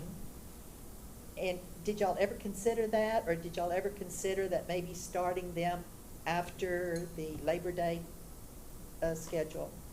Did y'all ever talk about that? Not necessarily, and primarily because the commissioner came out with the 3-week exemption the day prior to the board receiving this documentation last week, and so that really wasn't even an option on the table. The directive is that you will come back full 5-day instruction for students in Texas, and then they brought up that exemption based upon some feedback from some districts that maybe had some different plans on the table and had an earlier start date than we do in Lamar CISD. So there wasn't much discussion, but I will say that when you look at the documentation here, you look at the detail that's involved, this wasn't just central office. I mean, there was a lot of input from our health officials, our nurses, we had teacher input, campus principals, assistant principals, associate principals, and so we wanted to come up with a plan that met the state requirements and that we felt like we had enough structure here to share with the board, to share with parents, so they understand, what is this going to look like? Do I have enough to kind of get a feel for what virtual will look like, what on-campus will look like, and then complete all the necessary steps between now and the start of school. So where we are, we feel like that we can implement this plan effectively on the first day of school for Lamar CISD on August 24th. You can look at the different school districts around the state, and a number of them are doing something different to start. We could do a number of different types of things to start. We've spent a lot of time trying to figure out, one, we do not want to complicate the process. We're bringing this group in, and then we got to communicate with this group, and with that, we feel like that all of those individuals that want to be back on campus, we are prepared to respond to that. And all of those individuals that want to go online, we are prepared to respond to that. With the caveat, with the, Mr. Hunt, what's the legal thing to make sure that I don't get in trouble on? I can't think of the word right now. But just letting people know that it is going to change. And we've got to be flexible. Disclaimer. Thank you. We've got to be flexible, and I hope that our parents and our teachers understand that what we start out today, and we're fortunate that we have nearly 6 weeks before we start school, so we have some time to make some adjustments as we go along. But we want to be plain and simple and not complicate things by bringing in this group at this time and this group at that time. We feel like we can handle them all coming in. I think the governor made some sort of announcement right before we started this meeting. That doesn't surprise me at all. I'm not surprised, but constantly changing. We better get to voting. I call for the Thank you. I have one other question. In this whole thing, did y'all consider anything about the holidays and if they were necessary? I'm specifically going to talk about Fair Day. Are we having a fair? Well, I mean, did y'all talk about anything about maybe we might have to change a calendar and just eliminate some of this? No, I think to Dr. Reynolds' point, we had the mindset of trying to make this as simple as possible for our parents. Okay. No change to the bell schedule, no change to the start or end date, and then we're giving the parents the option, what are you comfortable with, virtual or on campus, and we're going to do everything we can to meet the needs for those parents and students. I think that's a good idea. Yeah. Yeah, very clear, very the clear, best it's- thank you. It's the best Less you can is do. more, right? You need a motion. All right. You have a question or motion? I have a motion, I'll make the motion. John, Mr. Accept. Welch makes the Yes. motion. Can I get I'll a second? second it. Ms. Danziger seconds it. All in favor, please raise your hand and say aye. Aye. Did you raise your? Oh, yes. I missed it, okay. Aye. All right, none opposed, carries. Yeah. Motion carries. Okay. And Madam President, I want to echo what Mr. Welch said. You have no idea how hard this staff, this transition team, has been working. They have been trying to make sure that every voice that they could possibly look at was heard. And I want to let them know how proud I am of the work that they've done. And I know that you have to be proud of the presentation that they made tonight to address the needs of our kids. Yes, very good. This is not easy task that y'all took on. No. Okay, so it is 9:41. We're, I have this now. We're adjourning to closed session pursuant to Texas Government Code Sections 551.071, 551.072, 551.074, and 551.082, the Open Meetings Act, to discuss personnel, land acquisition, or consultation with our attorney. I don't know if I did. Can we take